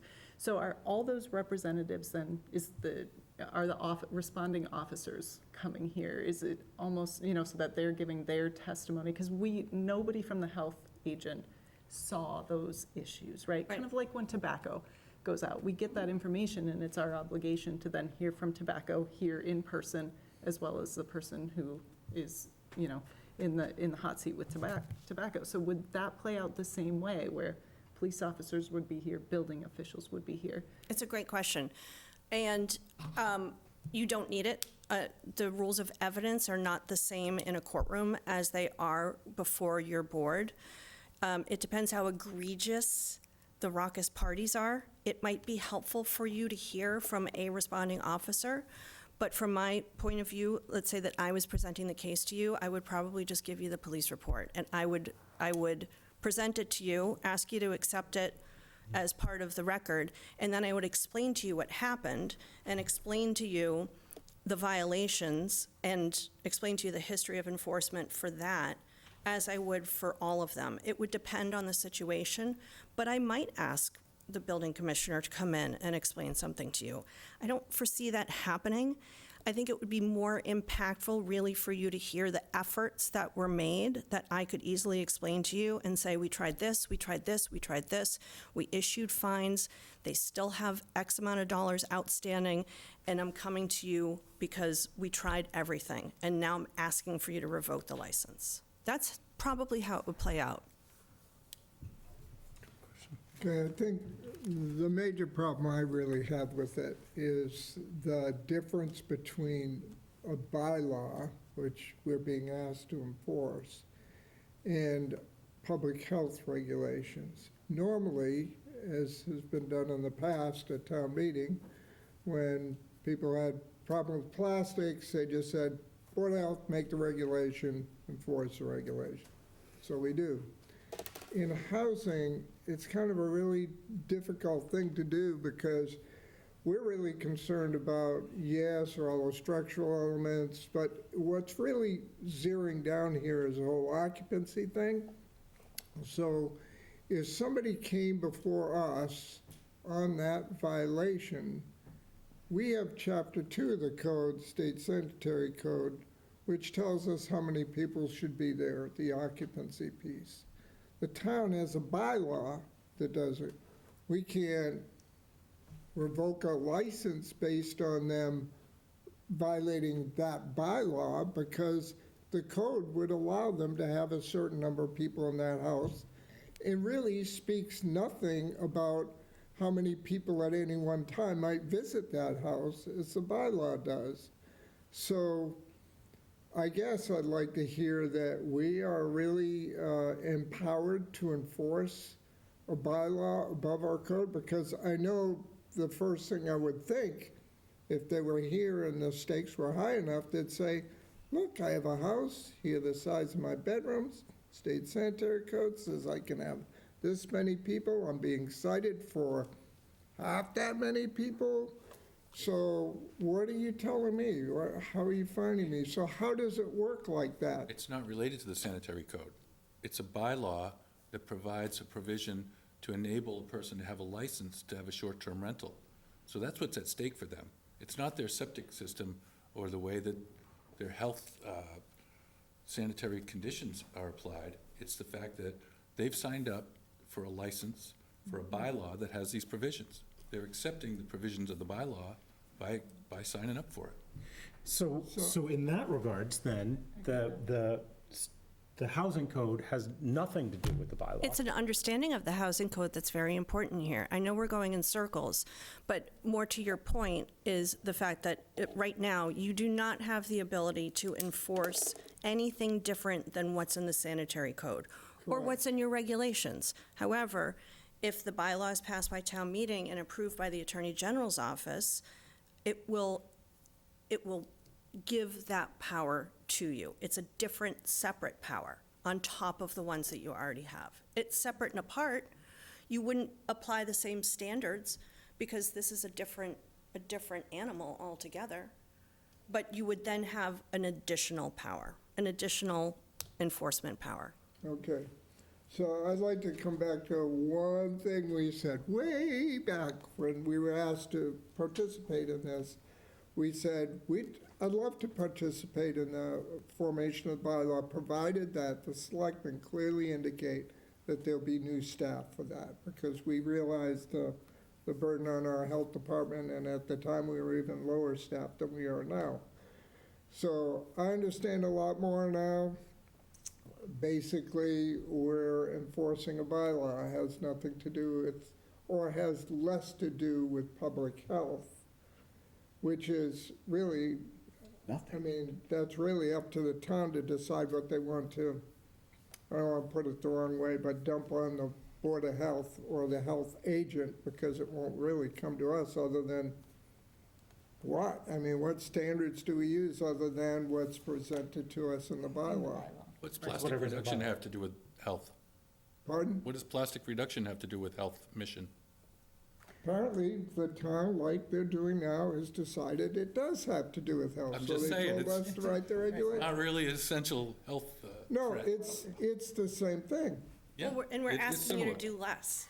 We actually don't, we just want you to hold a hearing for really egregious Got it. instances. 2 quick questions. Do you, Sorry, George. oh, sorry. I'm just going to block you out so he can't see your question. sorry. Colleagues from the state of Minnesota. Do you envision that we would need to generate any regulations right away to support this bylaw? No. Okay. You may need to, if you want, you may need to have a policy, but not immediately.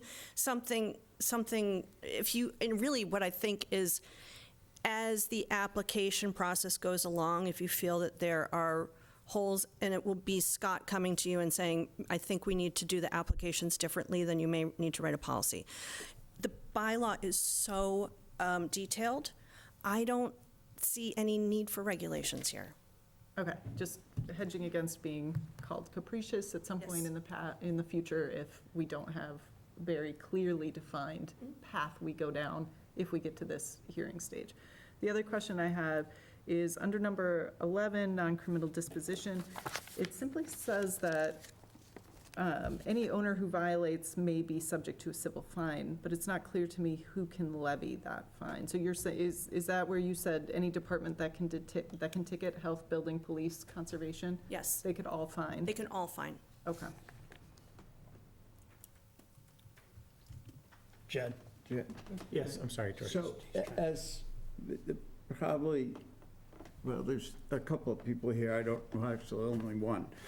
I'm probably the least knowledgeable person here about how the town works and the regulations. But it seems to me that this is a big set of regulations, and that the most important thing I'm hearing about it is nobody's really sure how it's going to work, how often it's going to come up. And so I'm curious, does this, when modifications are needed in this, because we almost never understand what we're doing until after it's happened for a while, and the unintended consequences are much more likely to be important than the intended ones. Does this have to go to town meeting every time you want to change, somebody wants to change this? Well, the reason why it's written into the bylaw to allow this board to issue rules and policies is to fix that. It depends what it is. If it's significantly structural, it depends what the issue is, and I don't know because it's an unintended consequence. We don't know what it is yet. If it's truly structural and there's an error in here somewhere that's causing a problem, then that would need to be fixed at town meeting. But I don't really see that happening. I see it more that you might just need to issue some clarifying rules about how it's run. And when I say you, like, we'll draft something and come talk to you about it. And a couple more questions. Sure, please. Did I understand that anytime there's a hearing, the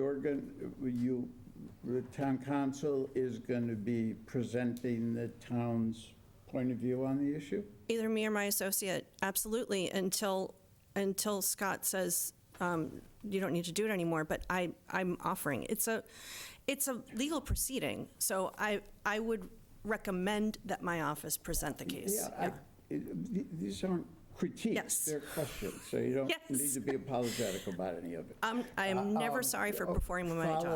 Follow-up, the record keeping is going to be a huge part of this. So the police get called because there's a noisy party. There's going to be a police report, but are you suggesting that Scott and his department are who's going to keep a record of all this? Well, no, that's not how public records work. So the police department is first and foremost the keeper of the records for police reports.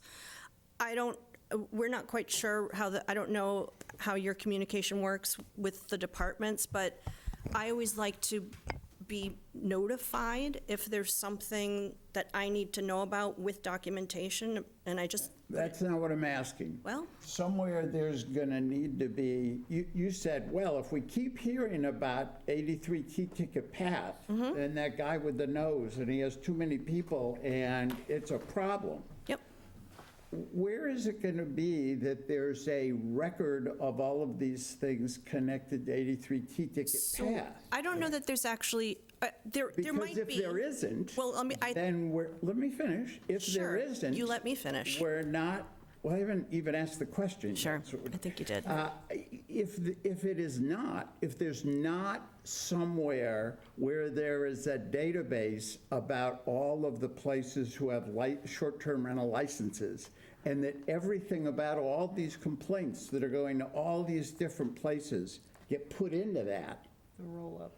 I do. then we're not going to, but answer first? if that's all Scott, It's already done. who's doing it? Permitize. We do. Any septic record, any housing inspection, any complaint, Well, yes. anything goes into permitize But- and documented. Now, the only thing would be if a police report happens and they submit it to us in, let's say, an email and a PDF, I take the PDF and put it on the parcel or on the permit.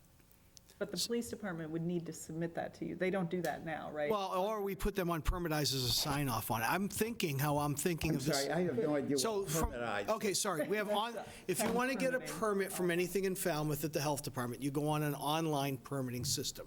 Building, health, conservation, we all use it. I'm envisioning having the police department also access. So when we could do it that way or some other way where they would check off, there's a checkoff sheet. I mean, we could do it that way. We could just request it as to go part of it. If the police call and say, look, we had a problem at 83 T-ticket path, if we had a problem there, they could just do an email. We could put the email on the part. We could do anything we want. We already have parcel management and all kinds of things already with Permitize. But to answer George's Does that answer question, the it all question, or- rolls up through Scott. As Didn't you say there was going to be a Well, it'd all be company on the hired permit. Just the, to run this? Well, anything we receive would be on Permitize, building, health, conservation, the police thing aside, but all our other stuff, we all work together on the Permitize. I don't know if that answers If your I question. could, a lot of this, what happens now, so one of the members of our group is Jim Cummings, Lieutenant Cummings from the police department. He says what a common problem is now, when these short-term rentals blow up into parties, the responding officer comes, and the people are just like, hey, we rented it on Airbnb, and, we don't know who owns it, or, we don't know how to get a hold of them. So one of the most important elements, in my opinion, is the fact that there's going to be a phone number for a responsible person. That person's going to get on the phone with that police officer right then, most likely. Yeah. And the police officer's going to say, there's a problem at your house. And the owner's going to say, oh, my goodness. They haven't got these calls before. All they see is, they hear from their neighbors a week or two later when they go to check on the house or take out the trash. And the neighbors, if they're bold, might say, geez, your people that were here last week were kind of a problem. So that's how the problems are translated now. If we have this phone number, a lot of these problems are going to be cured almost instantly. The police might not even have to submit a report to Scott because they might feel like it's resolved until they hear again the following week. And then they might say, but wasn't that house a problem last week? We better submit a ticket. And I think a lot of it's going to be mitigated that way.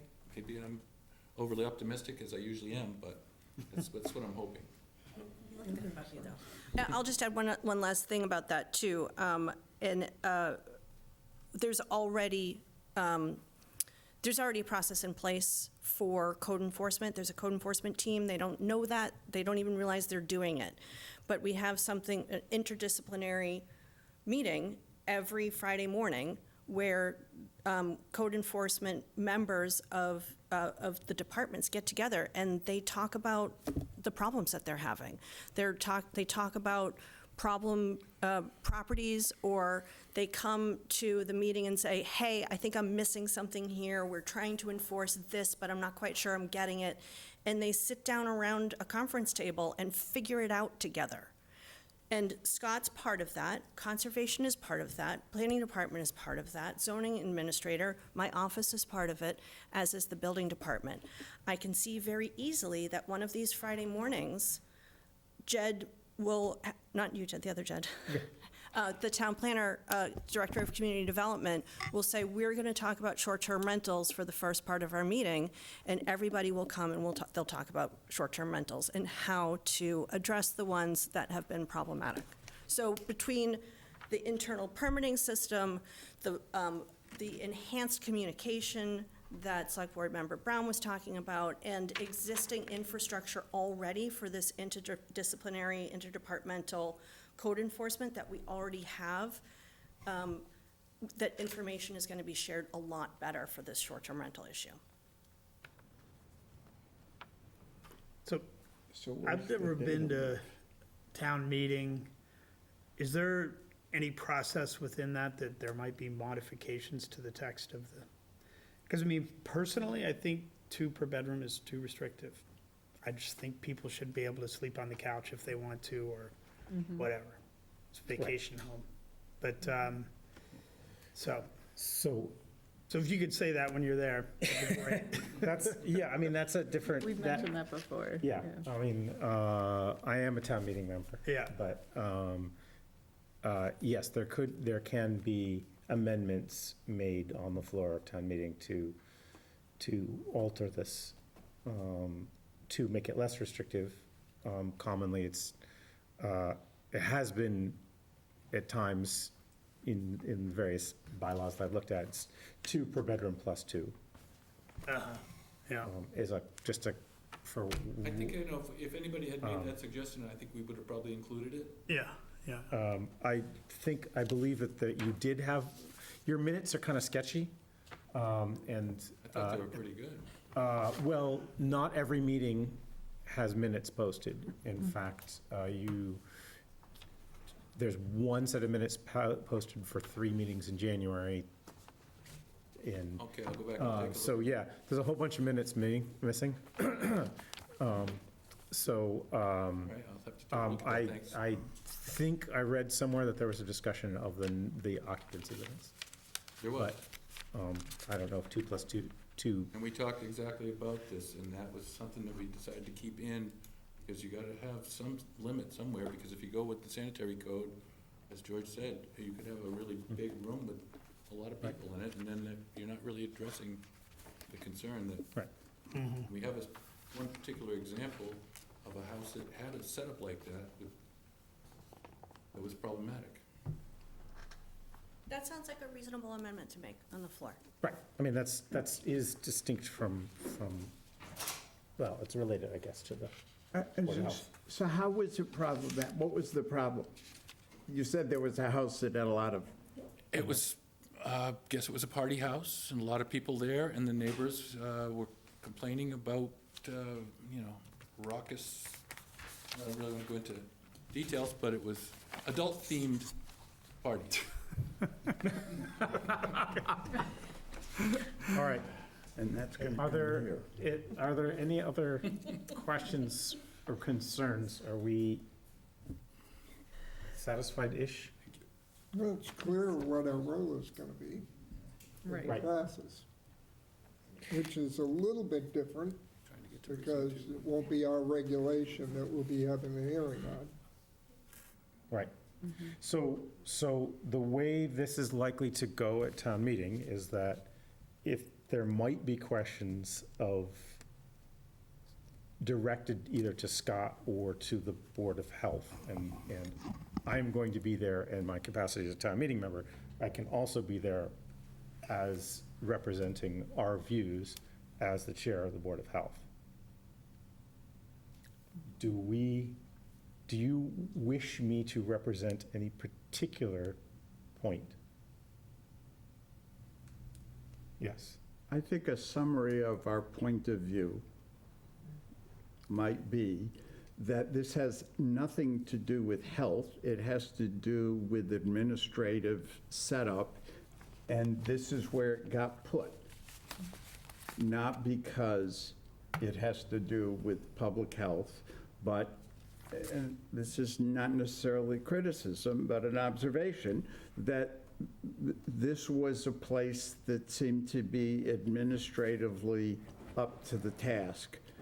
And I plan to make that- I would say, by the way, that that's somewhat true about the plastic regulation, except if we could affect plastic in the world, it would be a huge thing for public health. So it has a lot to do with public health. If it wasn't for plastic and oil, we wouldn't be sending people to war and killing people. It has a huge amount to do with public health. This does not. And you've even said, we're not even enforcing health regulations.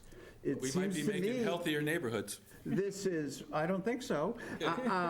This to me seems like the way we got to put away Al Capone was because of tax evasion.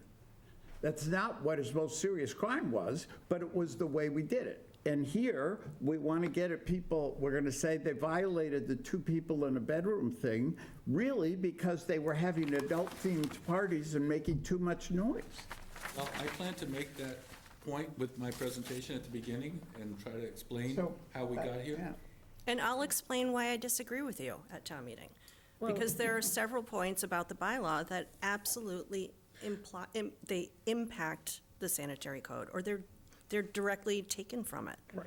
So But, that I mean, that will be you my know, role at town like, meeting. I would say parking doesn't have to do with, which, and, you know, and Undisputed. nuisances and parties, and those are the ones that are going to There are generate elements, complaints. certainly, that don't apply to the sanitary code. Right. Yeah. And the reason the code was this code was created has very little to do with the sanitary code. Right. There may be little But bits of it it. does pertain to rentals, which are in Part the of the purview. sanitary code. One thing we might want to be cautious of is making a public statement is if this passes, this will be our authority to implement. And some elements of what you just said would undermine that authority, so we have to be careful. Well, no, when we give have that, we'll have that official authority. Opinion. Yeah, no, we'll have But the authority. I'm saying I just it think- would come back to potentially, like, Yes, I George. don't think it's so opposite public health, the regulation. When you think of public health also has to do with well-being of people, the ability to rest and enjoy your property at the right time. So, I mean, I wouldn't go as far as what you said, George. Well- I'd say, yeah, it's got it's some, broader. it's than- got some elements of public health, Yeah. but I don't think it has nothing to do with public Well, health. and I agree. Yeah. I mean, Jed, I'm not opposed to this in any way. I mean, there are lots of parts of it. If I had been on your committee, I would have wanted to change, including particularly the restrictive ones that don't really seem to make any difference to me. We don't want to make it unfriendly, is the way I feel about it. But the health agent has indicated they can handle it. Town management has indicated that they will pay for a staff member to help to handle the added load. So that could, some of the assurances we've been given tonight could be part of your comments to town meeting. These are how we understand that this is going to operate. We understand that it's going to be a collaborative and community effort and across the departments to manage. And given all of that, it doesn't seem like to me it's going to be a big burden on this board. And I guess not on, I'm relying on what Scott tells me on as far as the department goes. Well, it's going to be, it's a fair amount of work. We're going to have to put staff towards it. I mean, my point was always, what does the town want to put its money into for public health? Then this, it might, okay. So I think, we're going to have to put we're going to streamline as best we can, use the company to do a lot of our work. And, you know, it's going to be a lot more time to review each permit. There'll be a lot more permits, and we'll get through it. And if we need people, we need people. You know, so we'll do what we're told. And our committee's going to meet again on Wednesday to get feedback from my notes here and talk about your proposed amendment. And Okay, thank you. Otherwise, I mean, I think most people on the board, I won't say it that way, I'm in favor of preventing having individuals or corporations take over a lot of rental properties in the town. That's one of the purposes here, and I think just about everybody wants to do that. I don't know whether this will do anything for shifting the balance of short-term versus long-term rentals. I don't know if that's in there or not. we looked at that early on, and we met with people from Provincetown, a select board member from Provincetown, and the public health administrator from Plymouth, and they didn't really find that that was a net result of it. More, Yep. it's just a management tool to better understand and have safe conditions for the renters and good conditions for the neighbors. Yeah. It turns out in Provincetown specifically, they really looked at that because they were expecting that result, and it turns out that it wasn't really impactful because those houses are either going to be used by the owners in the prime season in some part of it, and not going to be reverting to year-round rental anyway, so that was what they found. I see, okay. So let me summarize, if I might, the comments, that there are some elements in this bylaw that have to do with public health. There is, to serve the administrative setup in town, it did get put with the Board of Health.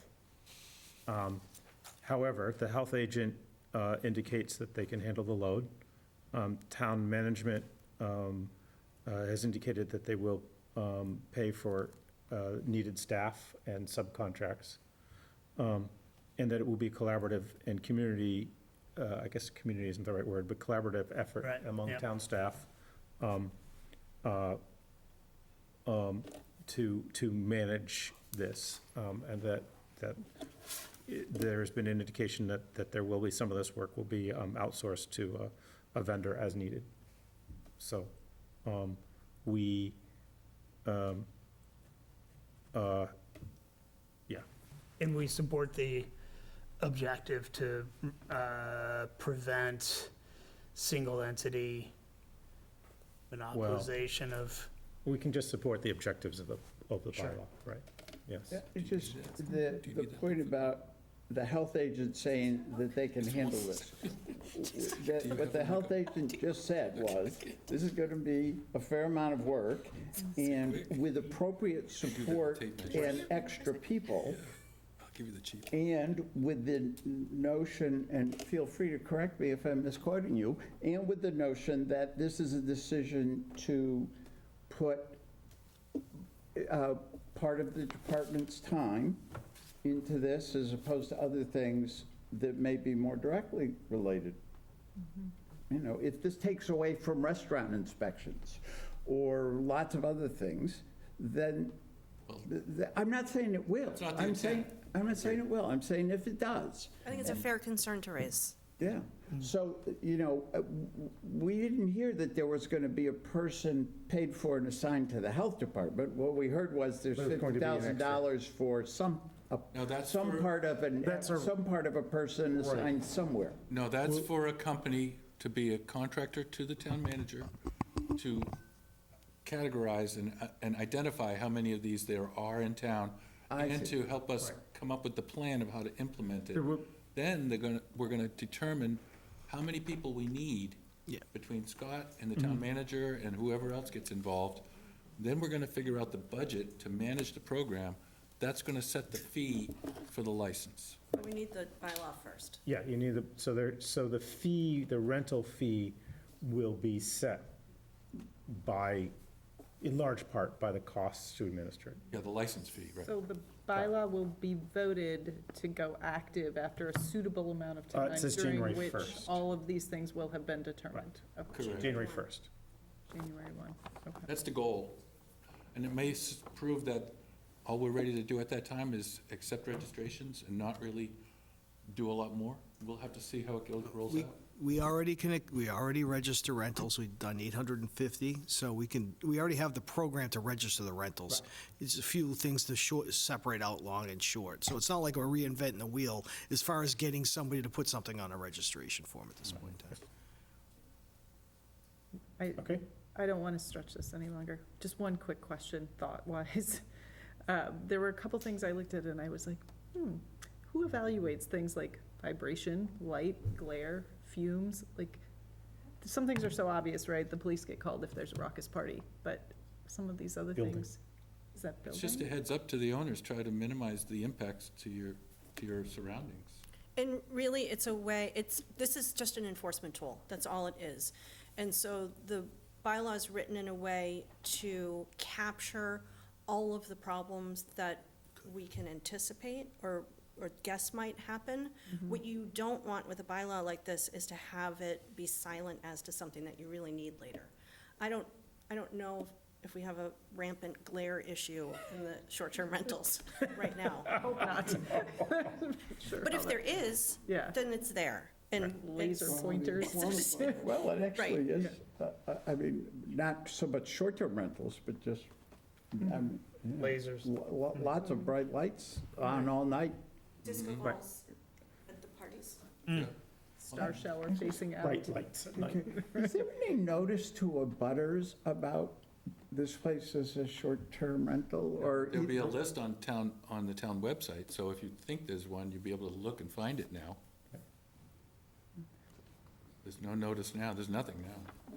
So, Jed, I think Yep. in your comments, you could add what George just said and town council agreed with about the caution needed not to take away from the other public health functions of the Yes. department Just, staff. it's, that note that this is that this decision of the town to put some of the Department of Health time into this, prioritizing over other public health functions. And I think that's a Or you could- root concern. Absolutely. It's a concern. It's a concern It's a that it concern. might happen. Yeah. Yes. Yeah, not that it not that has been it's- not that decided it's that way. part of We the- have no idea. Yeah. I think, we just don't. Yeah. You done with us? We gotta go to. Yeah, go. Yeah. I'm sorry. Yep. Thank you. Okay, we're happy to spend you the for time your with you. time. Thank you both, and thank you, Mara, for spending the time here and on meeting on Wednesday. Anytime. Okay. So we've Um, got 20 we- minutes. Right, 20 minutes to meter. So we have two more agenda items, Smart Citizens Task Force. I Is can there an update on that update just from very that? Guys, briefly. if I may, you continued it, but I can Smart update Citizens very didn't come, briefly yeah. and just let the rest of the board know that I did send public comment in. Okay, thank you. On the request to consider a location near the Steamship Authority to MASSTC. They did confirm receipt of my comment and will respond in writing once the comment period has Okay, closed, which is at the end of the month. tomorrow? I guess it is. I think that's what it was. Or was it the end of April? It- I'll have to look. It might have been end of April. I'll have to- Okay. Whenever public comment closes, they will respond in writing. I will share that with the board at that time. Okay. Otherwise, motion to continue. Motion, Second? okay, motion and second to continue the discussion of this Smart Citizens Task Force until our next meeting. All in favor? All in favor? Aye. IA system monitoring, performance and data and a letter. Thank you. George? Okay, very briefly, the letter's been revised. I have to admit, I didn't find all my notes from the last meeting, but one of them was that included in the letter should be a citation of the regulation that these folks could find if they are out of compliance, and so that's the website for us. The other thing was, what the heck does the graph mean? And Yep. I think it was, but I look at these graphs so often, fairly well explained in interpreting your graph, but I'm open to, and I also cite the regulation FHR 11, again, in that particular interpreting a graph. So to remind everybody, what this was for each operator in town of alternative septic systems, they would receive a graph of all of their systems in town, which would display on the graph which ones are out of compliance. They would be urged by this letter to read the regulation of what to do when you find a system out of compliance, and how they would interpret their graph is in that little graphic I put on that page, which basically tells them anything over 19, you got a problem, and anything over 19 with a shaded blue bar, you really have a problem, because those are all pretty much TKNs that are too high. And that would indicate to me something that a normal operator should have really keyed in on pretty much right away. Also noticed that when I was running some of the graphs for the different technologies, particularly the fixed activated sludge treatment systems, I noticed that there is quite a difference between operators on that particular system. And Which so one is that? Sorry. that- I think I might have given you that last time where Yeah, we gotta, I don't remember where it is, but yes, I know what you mean. Here it is. So It's these. what everybody would get, what each operator would get would be a graph similar to the one I sent that only has like 15 on it. Yeah. And I may reduce all of them to something like these 15, because I can go in and say, okay, rather than 10 samples taken, make it 20 or 15, just to get them all their first taste of the apple, or the rotten apple.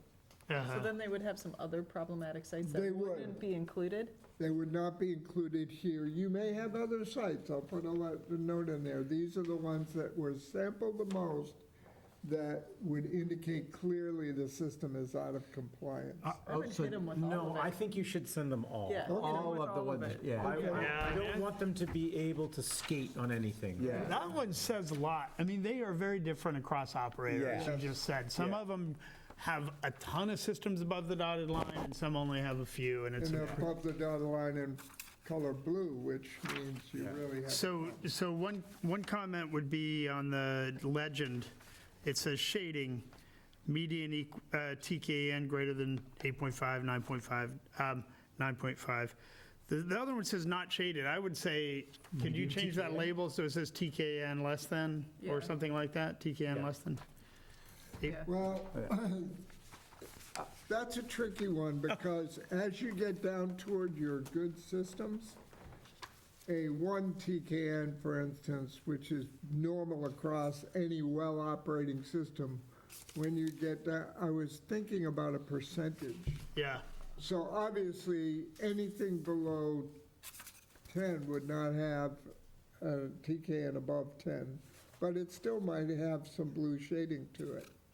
Because percentage-wise, if, for instance, somebody comes in, they got 10, and half of it is TKN, there's a problem with that system.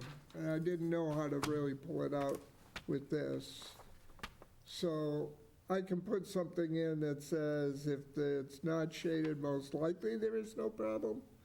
But So you when it- didn't go with percentage? Oh. Like you were I saying, did not go with total percentage. nitrogen if more Right. than. It just, I mean, I think you could just, it's not to say that it's not a problem. It's just that the TKN is less than 9.5. Yeah. That's all. Right. that's right. Yeah. Just because not shaded is like, It's confusing. It's confusing, yeah. Yeah. Okay, that's all the, Why don't you just leave out the not shaded? The shaded is what, because because you could have not shaded that are 50. no, I'm not saying not to means put it's them all on the nitrogen. graph. Just not to put it over here, is that a software. thing that's Software not will let you do blue it. isn't Yeah. blue. The software is going to have a legend. Yeah. The other thing about this, and I sent you, and I can't believe you didn't read it, I sent it at 5 minutes of 5. I know, but I was sitting right here. I know, but Scott has it, and just a couple of typos, but also some clarification on this. I thought this was terrific. Okay. One thing is, if they're only going to get this on a piece of paper, unless they're 20, they're not going to be able to read much of this. So I reformatted it so you could make the picture, which I think is terrific, a lot bigger. But is there any way we can, any easy way that we can make this, that it's accessible to them online in addition to it? Because then they can make it bigger, so they can actually see what the hell's going It will on. actually probably be an email. It'll be a PDF. Oh, okay. It'll be a PDF. All right, so they can blow it up. And I I redid some of your, yes. some of Okay, your descriptions. Well, yeah, I've sent it to you actually. with- Okay, mine are just manual. But can we also include the list of everything that's over? Sure. Like if Yeah. they get the Oh, graph, that's a but good then just point. have the list of the Yeah, systems that okay. That's a good exceed, idea. then they don't have to try to sort out. Yep.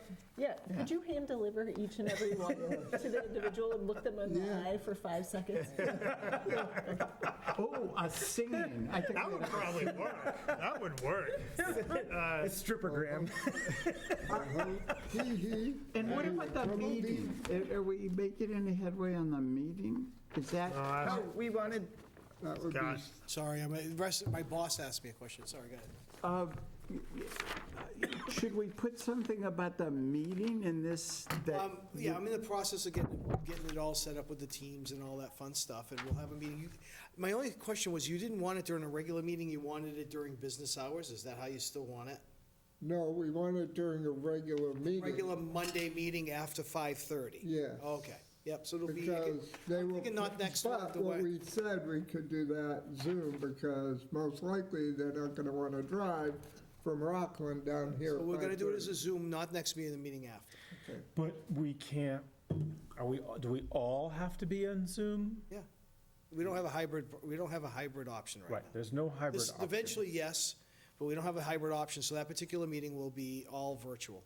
It'll only be maybe that, and perhaps some septic that might come in. I try to keep it on the light side unless you want to do a full. So we can sit here with our The other board laptops? chair, you tell me what you prefer. We can sit We here can with sit here with our laptops. No, No, we're Remote's not. remote, stay at home. we can each be in different rooms. Just log on to Teams however you so choose. Okay, okay. We Okay. should You can do trial it- run that maybe You ever real watch, quick you ever watch court, beforehand? you ever watch court cam? Some of the guys are in a trial and they're on their phones talking to the judge. I mean, you could do it any which way but loose. Right. But I mean, it should be a fully remote meeting. We should just make sure everybody can connect. I'll send you the I Teams won't link. be here. You, I'm gonna miss it. I hate to miss it. no, it'll be remote. It'll be in the middle of the night, but Fair enough. Well, it doesn't have to be that date. You tell me. It could be the next meeting. Our next meeting's the 13th. That's a little quick. I was thinking I was going to do it the first meeting in May. We'll have- okay. We're not going to have another meeting in April after that, or Okay. maybe the end of April. But Okay, I'll shape this up with the, All right. I think it's terrific, by the Yeah. way. yeah. With those, So hold on, before, which one do you want? Does it matter which date? It doesn't matter to any of you which one I choose remote? What were the dates again? Okay, hold it, let me call up. May, what? Hold on. I'm pulling it up our next meetings. 11th is a meeting? Yeah, the 11th, we only have one meeting in May. May 11th, Yeah, we have May 11th Second on. row. okay. Yeah, okay. The 11th? Yeah. Question or Could comment? you set up before that The test? Test run. a test run just to, for us all to smile and Yep. say hello? Good idea. Yeah. I'll try. I've never set up a Teams meeting myself, actually. Oh, I'm that's always pretty on the easy. meetings. People send me links. I never been a meeting for me to I set can one up. probably set it up. Oh, how is your email address going to accept a Teams invite? Is that going to work? I'll have to use my county one. I can do a different one if you want. Go I thought to Zoom my was other one. passe. Firewalls, like nobody's business. Yeah, Yeah. Can't get through. We could do Zoom. I just made Teams up because it seems like there's been a transition recently from away from Zoom to Zoom. Zoom is easier. Zoom is better. Okay, Oh, is then it? I, Yeah. What are the other choices? fine. Teams, Last time I did a Zoom, I was limited to 1 hour, so I'm gonna have to like oh, sign up again. no, you should get a longer one. Zoom is the preferable. But it's got to be a paid-for Yeah, it's going to be, the town We can probably do has an that, we can account. do that. Yes, Earl, you have a comment? Earl Barnhart, Green Center. I have a few comments about IAs. We've been studying IAs recently at the Green Center, and there are some real concerns we have with the way the IAs are compared. And I'm sure you've all studied them much more than we have. But to say that an IA that suddenly goes above 19 parts per million, which is a concentration, puts it out of compliance, the concentration can go up if you use less water, it can go down if you use more water. In the winter, when the thing is cold, it will go down or it'll go up. To use concentration as a metric for performance and compliance ignores how these things work and how it's calculated.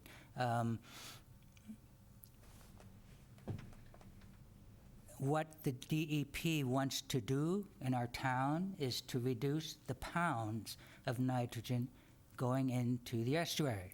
These IAs are measured by concentration and not pounds routinely. You can calculate pounds, but you don't.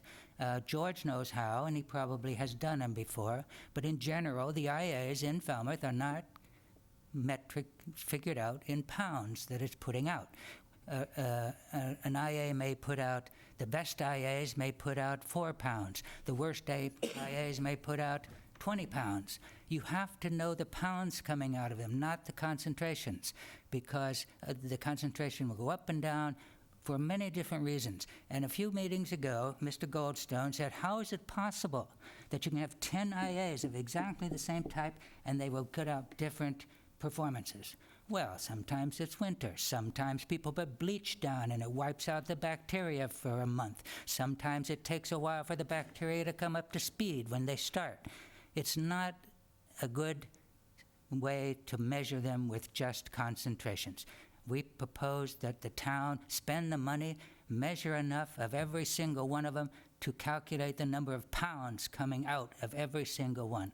Thank you very much. Earl, what we have done, if you look at our regulation, the first signal that they're out of compliance is over 19, and I'll grant you that there's systems that are doing 50 that are doing beautifully compared to the water they use.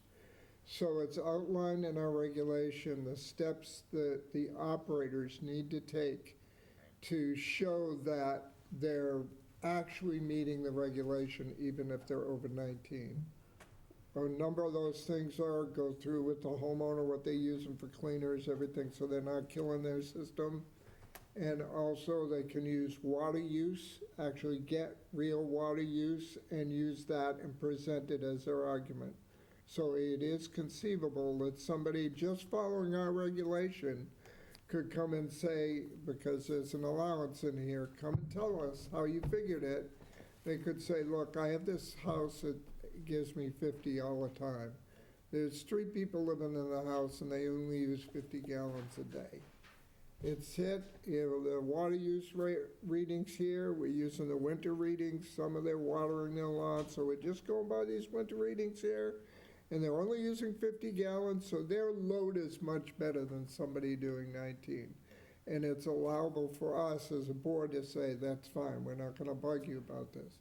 But until DEP adopts the loading sort of model, which we kind of hope that the Urine Diversion Project might induce them to that, because you can tell real pounds that you've taken out of the watershed, until they start looking at IA systems the same way, then we're in trouble. But we do allow in our regulation somebody to show compliance even if they're not meeting 19 by a simple pathway described in that regulation that I finally cited inside this letter we're sending them. So, I mean, ideally, yes, we would be doing everything by mass, because that's the number that matters. How much water, what's your concentration, one times the other gets you your load. Right, and we understand that it's, like we're talking about quarterly measurements that somebody could be, running huge amounts of water through the system and diluting everything, and it's not, these are average numbers over Right. multiple, and in terms of determining whether or not they're out of compliance, we're not taking a single reading, it would be an average of Yeah, multiples. each one of these has at least 8 readings. So yes, in the ideal world, we'd be doing it all in kilograms, and we would be able to give credit where credit is due, really, but we're stuck with the regulations from the DEP. But they may change. Yeah. So you're absolutely right in everything you've said, and we've discussed everything you've said many, many times.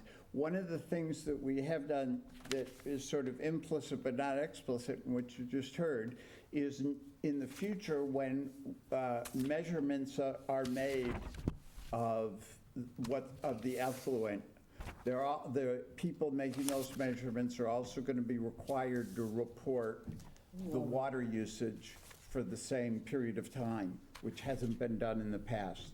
So at least we'll be able to get a sort of maybe, of course, if my neighbor is using their irrigation system, their water usage is going to look much higher than what's really affecting what's coming out of their septic tank. We just don't have a way to know that now. Should we be measuring, should there be a real-time integral of flow times concentration so we know the mass? Yes, there should, but there isn't, and there isn't going to be any time soon, so we're doing the best we can. Okay, thank you very much. Thank you. All right. That's a rip. So do we want to vote to send this letter as appropriate and I schedule? so move. Right. Second. Okay, second, and motion and second to send the amended letter with the right data, appropriate data Right. to the operators. And to direct the health agent to schedule a Zoom meeting for May 11th. And a test one before. And a that. test one before that, but that's a separate one. Okay, so all in favor of sending the letter? Aye. Okay. Yep. And gold star for George, that Right. one. Yes, yes. I will send these out myself. No, he loves playing with data. Don't even, he had fun Okay. doing it. All right. We have, the only other thing we have is any future business. We already talked about one item of future business, and to review and approve minutes. Okay. Motion to, We need to do at least one set of minutes. The older set. The Yeah, let's oldest work set. through the old set, which is March, oh, shoot. March 2nd. March 2nd. Just looking at the wrong one. Because if we're just,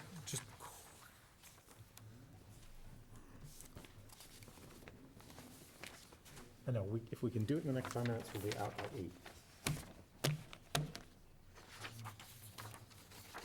I think it failed to note that the meeting went much more smoothly because I wasn't here. We were out by 6:15. No, I'm just kidding. A little long meeting.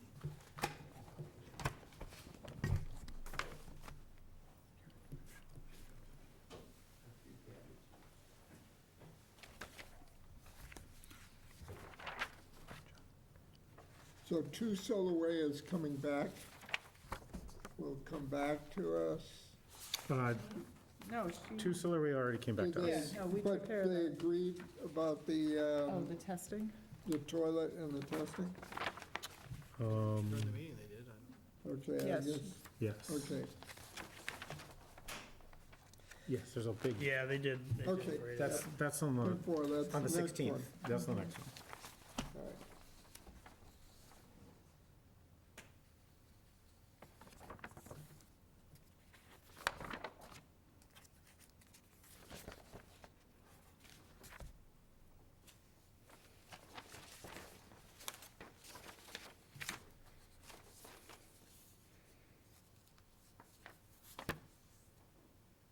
I like that Jed is now bragging about our minutes, What?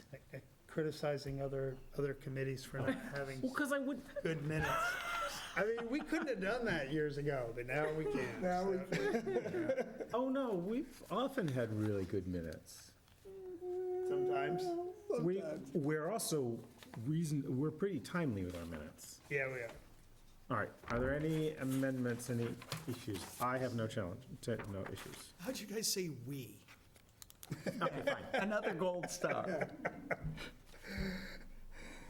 It's the royal Motion to we. approve the meetings, minutes of March 2nd, 2026. Is there a second? A second. Okay, motion is second to approve the minutes for March 2nd without amendments. All in favor? Aye. All right. Aye. Abstain. Oh, one abstain.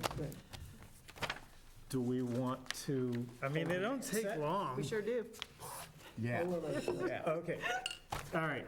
We will adjourn. Motion to adjourn. Okay, is there a oh, there's two. There's two motions. All in favor?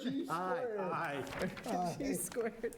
And I think we have to end meetings before it becomes impossible to get decent takeout. Yeah. Yes, Yeah. I agree. Did you try it? I think you only know the continued Thank you all for the efforts to end on time. Much Thank you. appreciated. Did we vote all those? Jen, did we vote all those? minutes or both. What? Did we vote I don't think we did it. to Motion to hold the minutes until the next meeting. Both of them? No, we passed The first, pass the first one? the first one. March 2nd Pass the second. is good to go. indecisive. with me abstaining because I wasn't I just don't here. remember saying any ayes about getting up and leaving. Okay, all right, we're done. We heard it. 100% that happened.